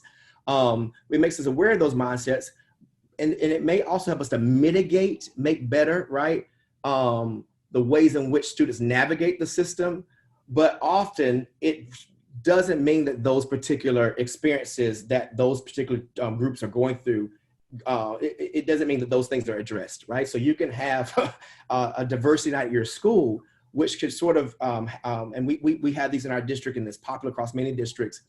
And those things are really, really popular, right? And those things in and of themselves are not the problem. The problem is if we only focus on the culture part of it without addressing the particular issues that those cultural groups face, then we've sort of missed the idea of equity, right? I always say that with sort of representation, that in many boards, there is sort of like this need to find more visible diversity. That is to say, can we find a person that's obviously a woman? Can we find a person that's obviously a person of color, or a person who's Black? Like, we do that. Often, sometimes that's done just to check the box. And it's not done as a way to really account for the perspectives and the experiences of those people, to change the policies, to change the systems. I often joke with some of my friends that people may want my face, but they don't want my voice. And so that's why I think it's really, critical as we ask these kind of tough questions about our district, that we really think about sort of this cultural emphasis that we sometimes take without then attaching to it sort of this equity. So I said a whole lot just with one of them, right? Said a whole lot. Here's a question, and I'm going to open it up for just a few moments, and I promise you I won't be long. I'm just trying to help us to think through these and set the stage for a moment. One of the questions that I was thinking, as I'm still, relatively new to our district, and one of the questions is, what are the pros and cons, you think, of leadership considering the impact of cultural programs and equity initiatives, right? So not just one or just the other, but what do you think the pros and cons might be? I'm just asking you to, help me think through this for just a moment.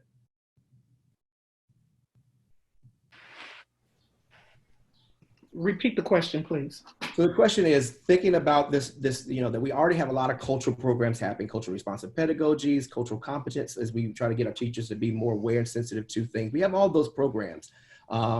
People talk about poverty. There are programs for understanding poverty, right? There are all these cultural programs. But, the case that I'm making is that those programs in and of themselves don't necessarily lead to students having the kind of water that they really need to be successful. It only makes the adults who work with them more aware of what they're doing that can either foster or hinder the ways those students learn or the ways they feel within those educational environments.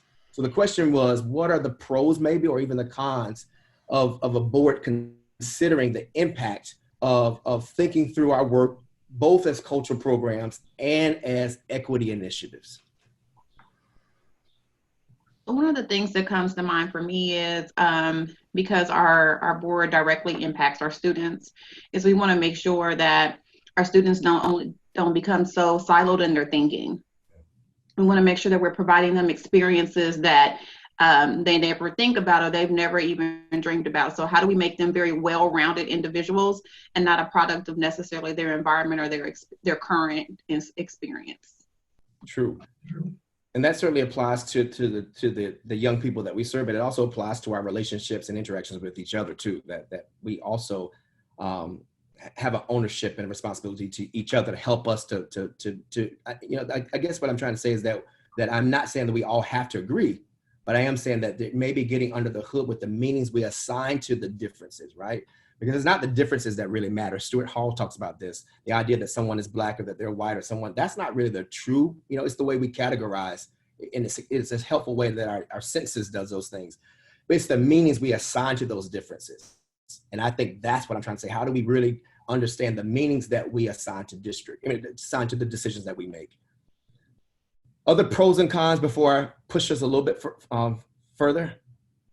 Are you asking the pro and con for just the programming or the programming along with the equity piece? I think it could be, I said but I think it could be one or the other, whatever makes sense.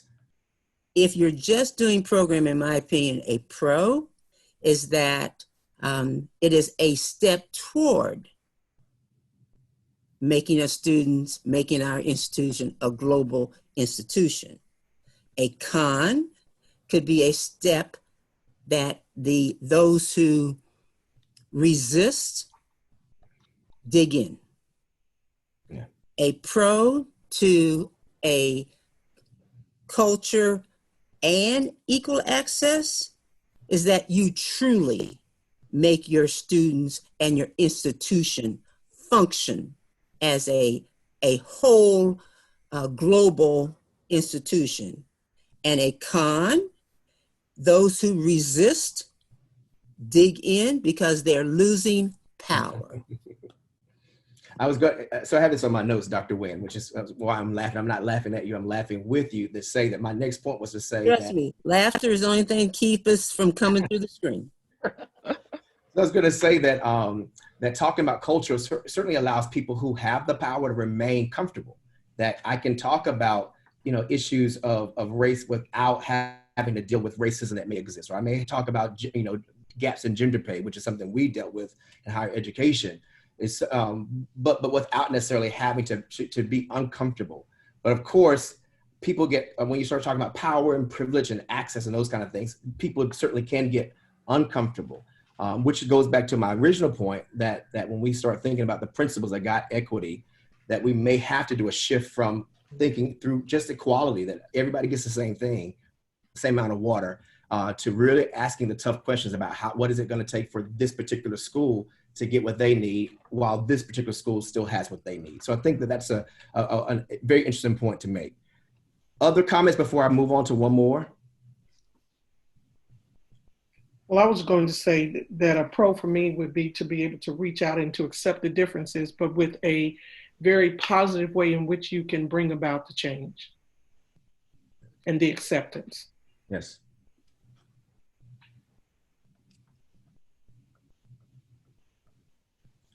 So let's do one more, maybe two more. And again, these are just overarching principles that you make, and I'm going to ask you towards the end to sort of start thinking through these as you start having conversations, because it could, give us a backdrop to say, well, have we thought about what it means to redistribute, or have we thought about what it means to prioritize the needs of students who need it the most? Those kind of things. So if we were playing a game, I wish I could touch the button like Jeopardy, and then we would, it would light up. But maybe I will get my bells and whistles another time. I'm going to move to the redistribution one because that's the one that's right in front of me. And I think it also connects to the prioritization. But the redistribution principle, right? This idea of being literate, having the knowledge of what this actually means, requires the redistribution of materials. It could be cultural, it could be social access and opportunities. One of the questions that Paul Gorski asked of us is that if we cannot explain, and I think I mentioned this before, if we cannot explain how our equity initiatives redistribute access and opportunity, especially to the people and the young people who really deserve it the most, who need that chance to do what Ms. Lutton said at the very beginning quote, right? To see school as a great equalizer. We can't really explain how we, how these initiatives redistribute access, redistribute and make it more fair across the system, then we probably should reconsider them. And so equity work, of course, is about uncovering, those threats to what might be fair, what might be justly distributed. So you think about for a moment, who has access to the best teachers in our district? Which students have the most tutors? Which schools have the best and latest technology? A full range of curriculum, or even a curriculum that reflects the students and the differences that students have themselves. I still go back to my time as a student in public school. And I knew I was going to be a teacher when I was in the first grade because my teachers just loved teaching. And I probably was the only person that cried when the school closed down because I just loved my teachers. I love learning. They really inspired me in that way. And so when I think about a curriculum that spoke to me, teachers made that particular curriculum come alive from our own positionalities, right? And so that particular access, that redistribution is not always fair. It's not always equal, but it's got to be just, right? So that we provide those things. It also may require, and this is the interesting thing with sort of, and some of these things may not be popular. I'm just putting it out there as something to think about, right? So as a way to map our reality and do all those things that we said. The equity work certainly may require that we have to change policy. It may require that we have a different kind of professional development. It may cause us to ask the tough questions. These are things, again, that we already know. I'm just saying to redistribute really, it's a tough thing to do, but it also is just a guiding principle to make us think about what's best for our young people.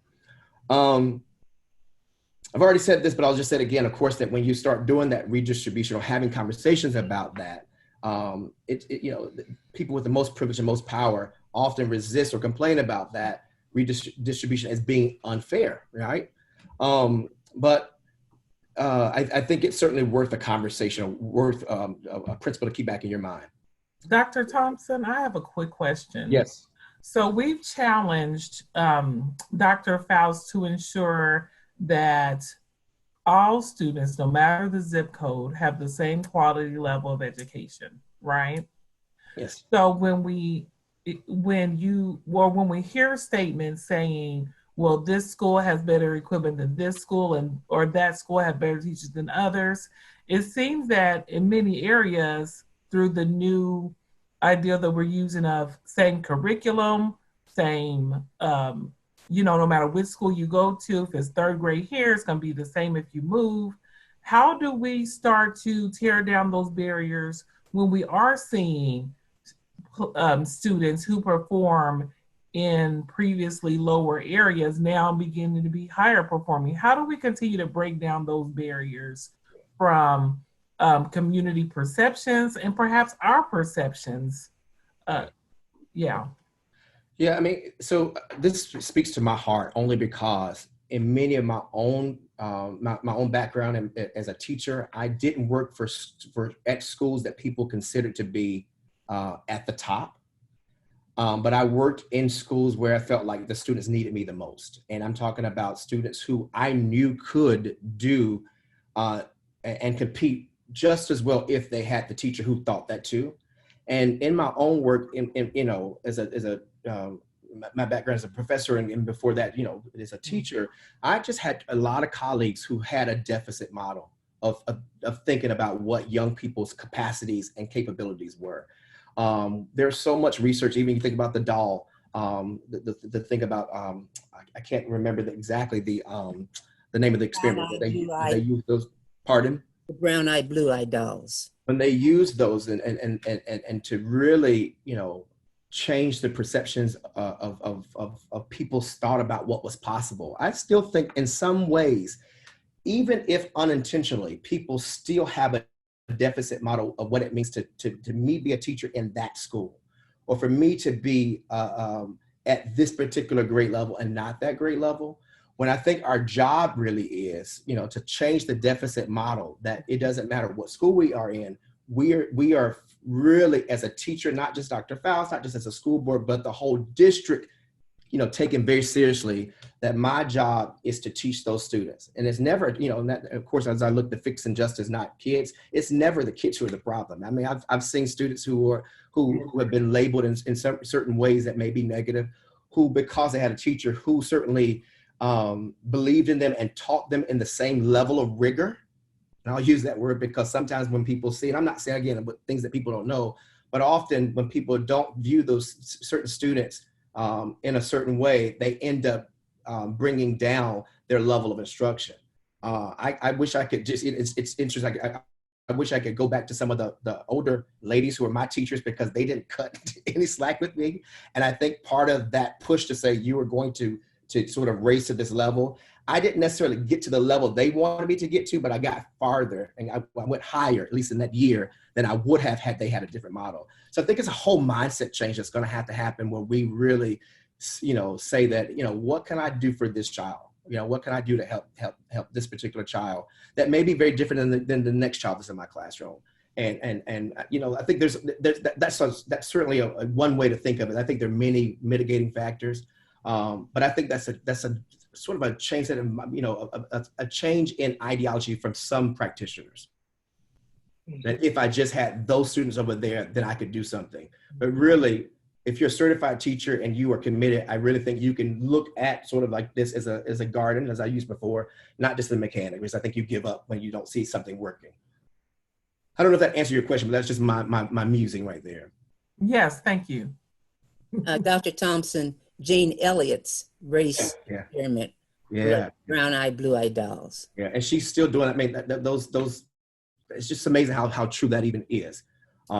It's sad. It's a sad reality, but I do think that is something for us to think about. Is this moving from sort of this idea of sort of marginalizing practices to how do we help people, or how do we eradicate marginalized practices and not just fixing marginalized people. And that's why I contend it's institutionalized racism that destroys students, destroys societies. And I'll just add to that I think that's part of it, certainly, but there's so many other, structural, school district, in my opinion, we must consider it as an institution. Oh yeah, so I was just going to say, I was adding to that. Yeah, I was adding to that to say that there could also be some classism. There also could be a social economic thing that's also contributing to some of those particular structural institutional issues. I certainly agree. Well, then perhaps I should say systemic. Yeah. Because if you talk about the system, then you incorporate all of those factors. Yeah. So just one question about that redistribution. I'm just going to ask, what might be a potential strength or a weakness in your experience as a board? And I'm not asking you to talk specifically for our board, but if there are other board members who are watching from other, districts who go, I'm really interested in this, what are the potential strengths and weaknesses to this redistribution? I can't talk now. Redistribution principle. You have to be willing to talk about things. It's one thing to say it, but to really have a discussion and be honest about it. That's a problem. People are talk, but they don't really talk. And we need to get at the heart of the issue.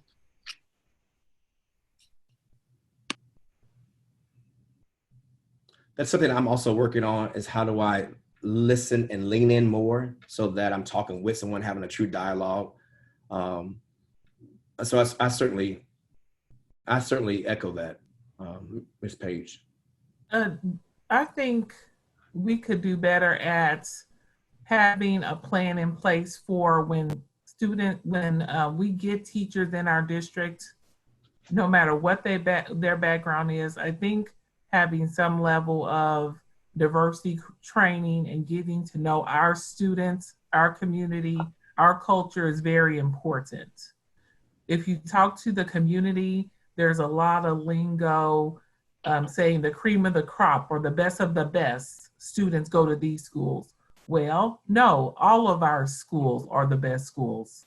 All of our schools have students who are the cream of the crop. All of our, and so I think we could do a better job of that cultural training piece initially and ongoingly.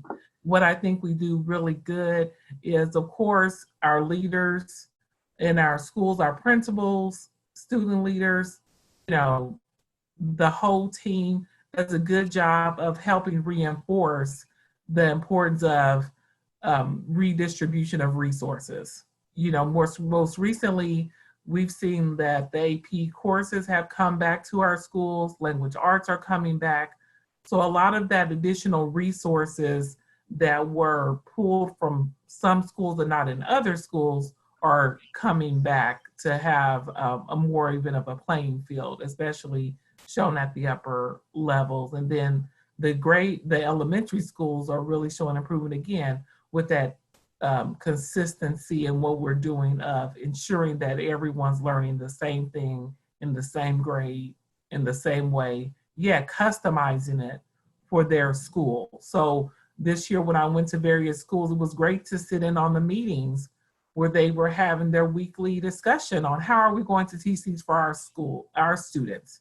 And then teachers interjected, oh, for my class, this is how I see it working, or, so I just love that sharing. I'm going to send you an email with some takeaways that I'd like for us to do, but I'm just going to say it out loud so that people who are listening may also, if they're teachers or other people who even may want to help us to think through these things, because I really, part of this role, and I'll say this when we meet the next time, is that this particular position in this office will certainly start thinking about teacher training and those kind of things. We're already doing some things this summer, but just to help to push the needle in the envelope, how do we work in partnership with the community so that it's not, it's sort of a beautiful, that we work in solidarity with each other. Dr. Thompson, put it in their library. Don't send an email. We can't send the board members. That's exactly what I meant, Dr. Faust. Thank you so much. In the library. Not as a group. Thank you. And I'll certainly send it. I'll probably just send things to Susan, and Susan can help. So here are a couple of things that you have this already in the board docs, and I'm gonna challenge you to think through it, maybe write through it, because I don't know that, like I said, that this is a mechanic that you just go, we did this, we did that, because it may be very different. But I was very curious, and I'm gonna, if you want to write this down, you can, but I'm gonna send it to you as well. But how do these principles, and again, we didn't go through all of them just purposefully because of time, but how do these principles affirm your own treasured values? What do the things that you value as an individual, but also value as a board? How do these affirm those treasured values that you have and your desires and your wants? I'm interested in knowing that, as it helps to guide my newly developing work here, right? But then I also think, as you read through these, there may be places you go, it's time to let this go. I call it the expiration dates and trash cans metaphor, that you kind of see some things that have reached its expiration dates. Like there are things in my refrigerator that needed to be tossed out already, but there's some there's some things that like olives that you don't know when they go bad. But perhaps as you're reading through this, you realize some things in our practices may already have reached its expiration date and just really needing to be discarded. And so one of the beyond asking how they affirm, but also how do these things serve as a place of disposal site? How do we say, you know what? I know we've been doing that. We've been talking about this for years, right? We've been still, how do we push the envelope even more? What in ways, not just to have the conversation, as Ms. Brownlee Page said, but to say, what can we do to really make a difference in the lives of young people? But what could be a disposal site? And then I'm curious, these are just, it's just one way to think of it. There could be something that's missing. And are there areas, because you have the insider experience of being on the board or being from this community, what might we be missing that we want to be literate about in terms of our principles for equity? Any thoughts? Well, Dr. Thompson, let me say thank you, and it's nice meeting you.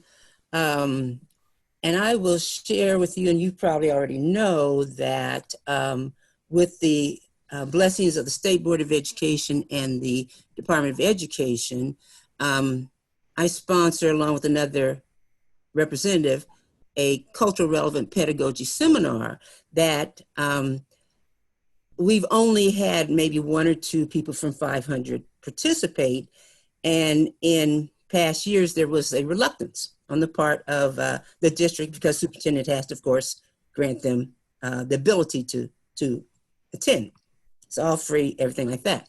So in the, I guess I'll say in the first part of your presentation, this last idea is that of these principles of equity, the 2 in the middle, if that's what's shown on your screen, that I have a program, a statewide program, seminar, immersed in all types of culture, that is available, but you have to get people to the water, and then you have to make them drink, okay? To make, if again, in my opinion, at the end result, a global society. But number 2, when you talk about redistribution, and I'll circle back to the meeting on Tuesday, you're talking about equity, and I believe you said a couple 5 minutes ago about perhaps you may have to change policy. Well, if the board and administration, some administration are not willing to change policies, then this is, I don't know what we're doing here. You know, I mean, honestly, if it's about power and access, then there's a reluctance to let go of that power and access or provide the opportunity. So I look forward to perhaps seeing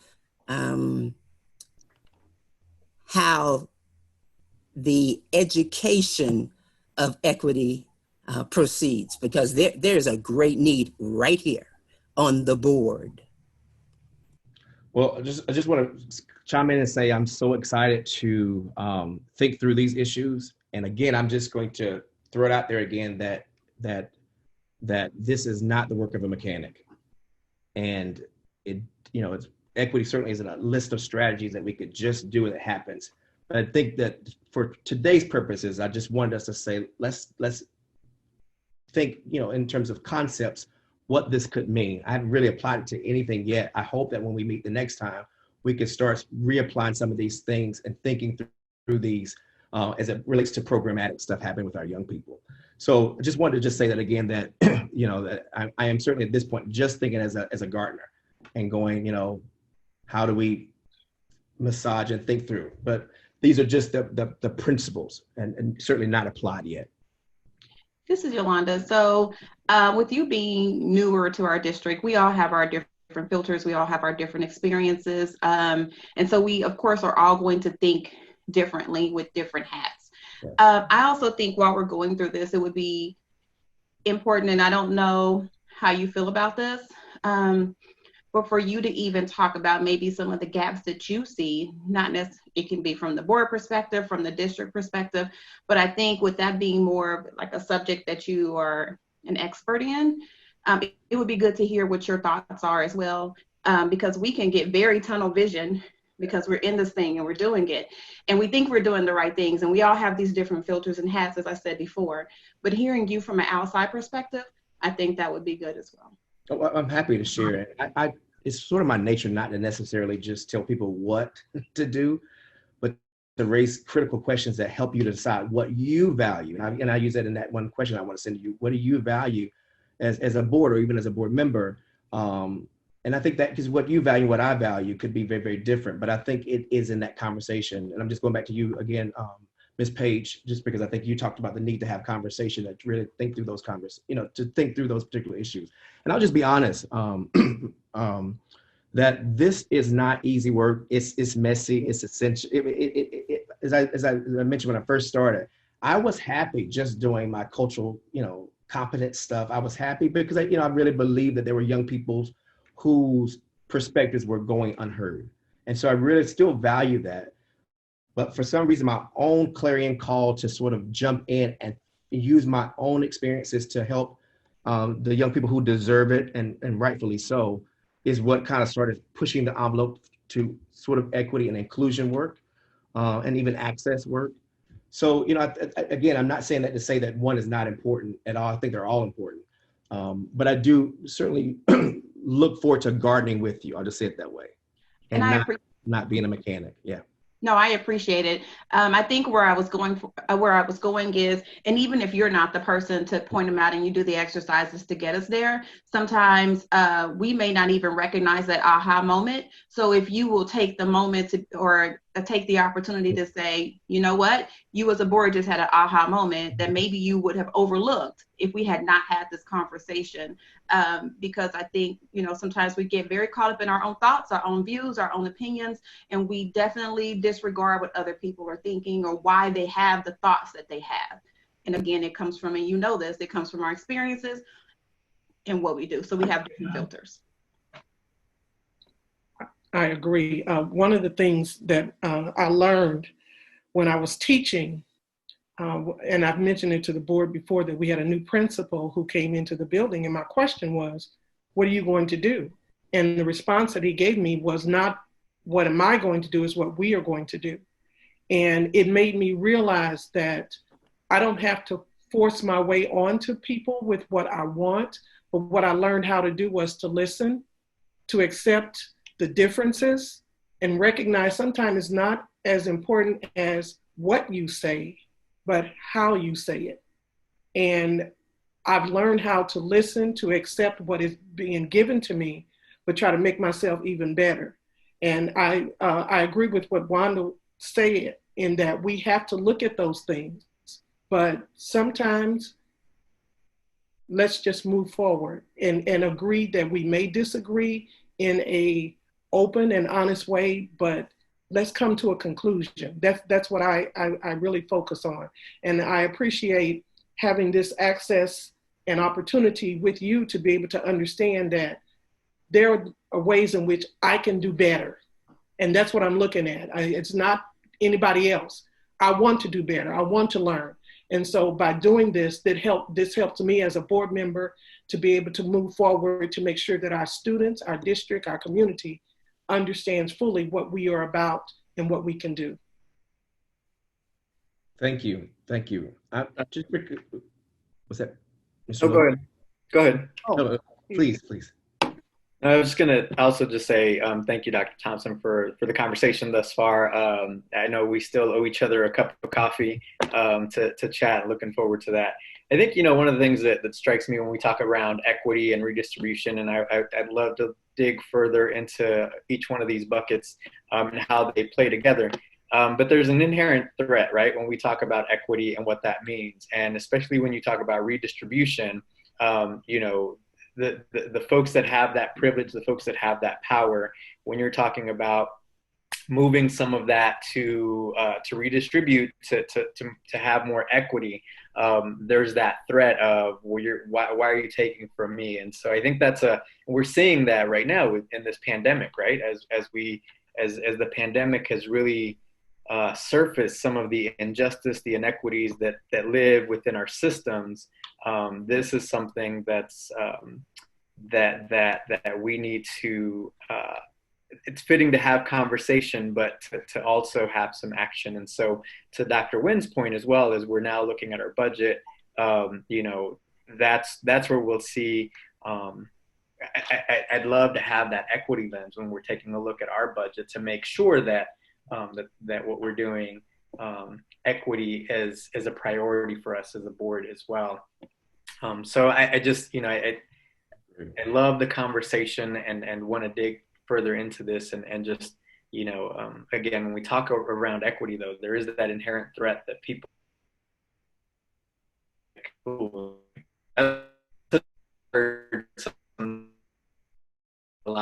say? Randy, you're breaking up a little bit. And can you hear me? No.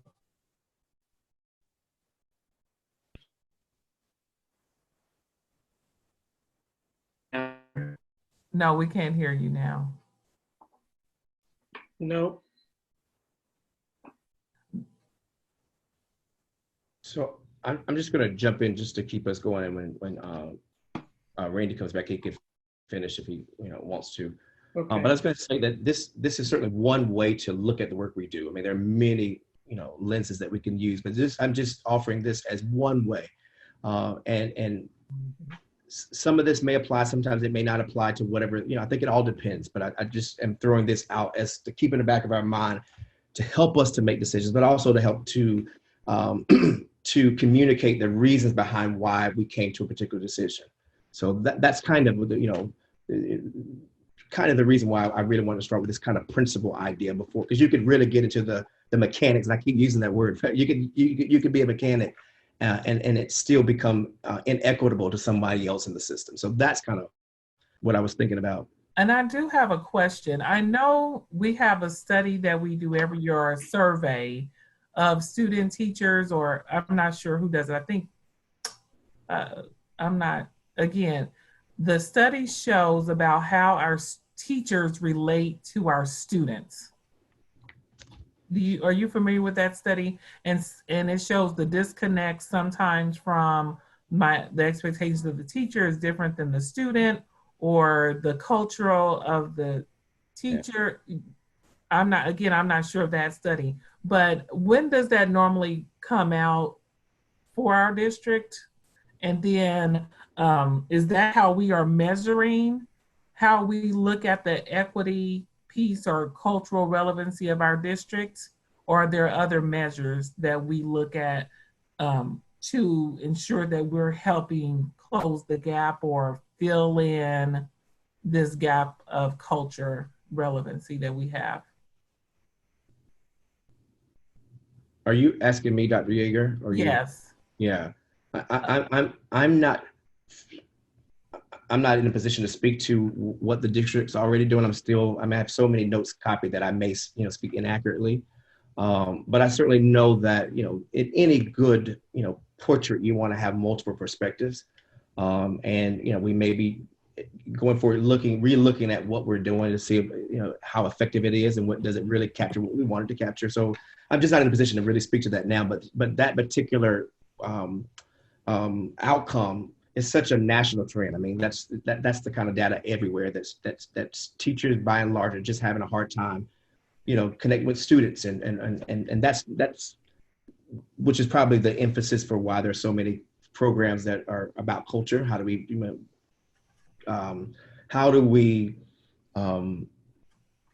minimize the cultural mismatch between teachers and students? Yeah.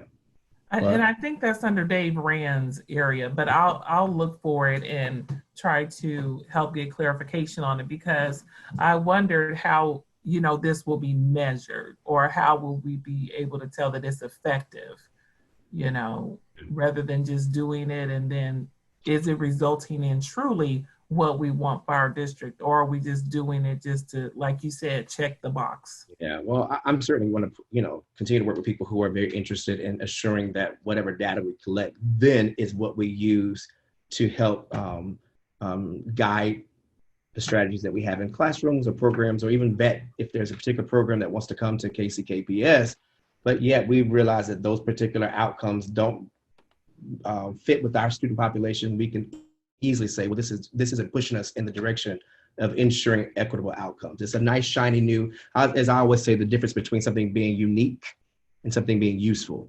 And so I really am trying to think in my mind, it may sound good, it could even be free, but if it's unique but not useful to our students, then what's the point of using that? So I'm kind of over my time, I think. But I want this. Dr. Thompson, before you leave, 2 questions, please. Would you provide the studies, the studies that have our best evidence-based, that show that that achievement gap is closed, or at least some narrowing, when students of color have at least one teacher of color? And I know you're familiar with that range of studies, be it it's been for African American as well as Latino. In Arizona, I'm sure you know that body of literature.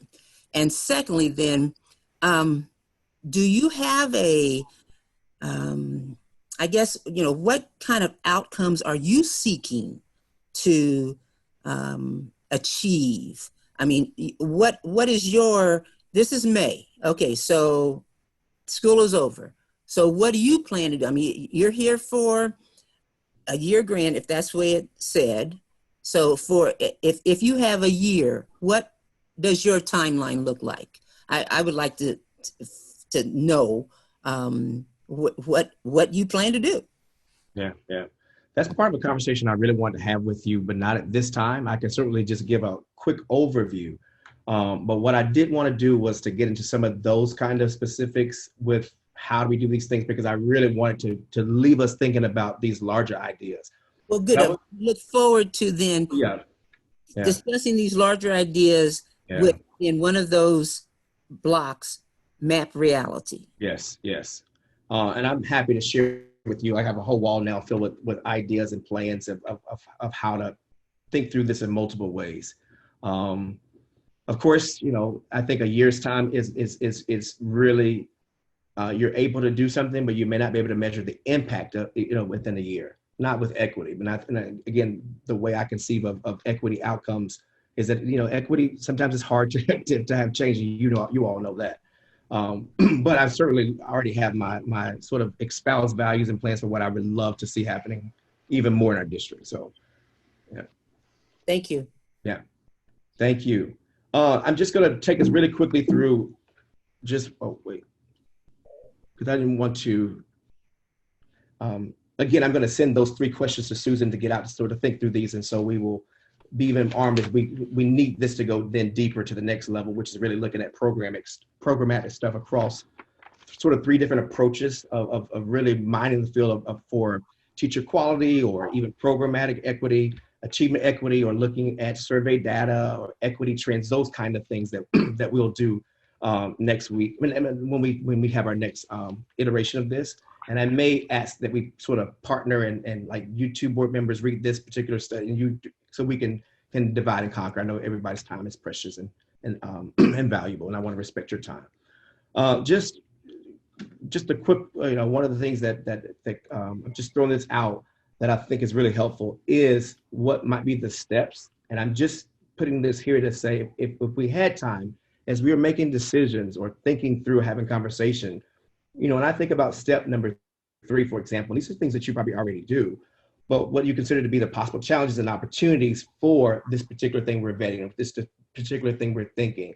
And that's really paying attention to how it may be biased in some ways, or how it may, uncover some inequities that we didn't think about. And I think that's, powerful to have that kind of dialogue that's positive and looking for change and looking for things that are not just immediate, but say, how is this going to look 5 years from now? Or how is this going to look 10 years? How is this going to, start us on a journey of doing some things differently?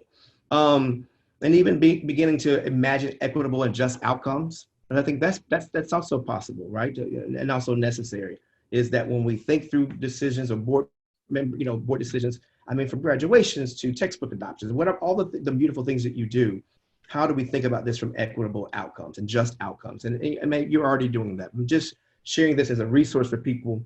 And again, this is going to be available in the board docs as well.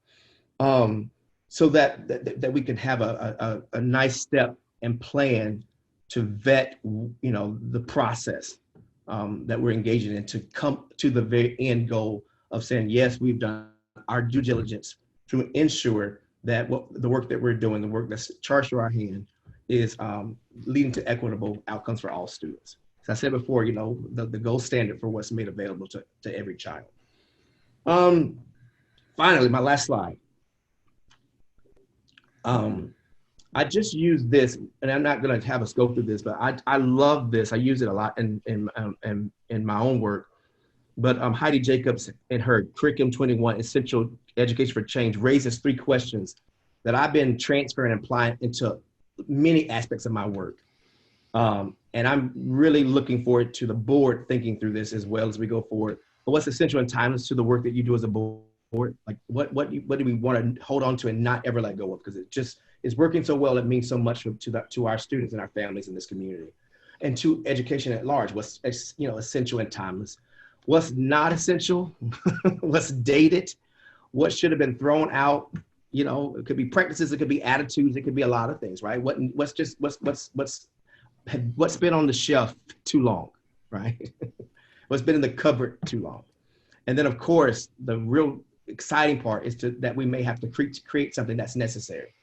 I do see KCKPS, Dr. Wynn, this is one of the things that I've been thinking about, has been a model for other school districts that may want to push the envelope on these areas. And how do we become sort of the resource that everybody's talking about and coming to say, help us to do what you did. So I do see that as one of our, not only our goals as a district, but our goals to education at large. Is how do we show, this is bigger than KCKPS. It's really that we put our foot in the sand and to say, here's what this could look like if you engage in this kind of work. And of course, that doesn't mean that we haven't done that before, but that is one of my larger goals, is that we set the foundation to build off on, or build upon, so that other people who are interested, whether that be, future teachers, whether that be, in-service teachers, whether that be school board members who are looking at this work and going, we want to use you as an exemplar and a model for excellence.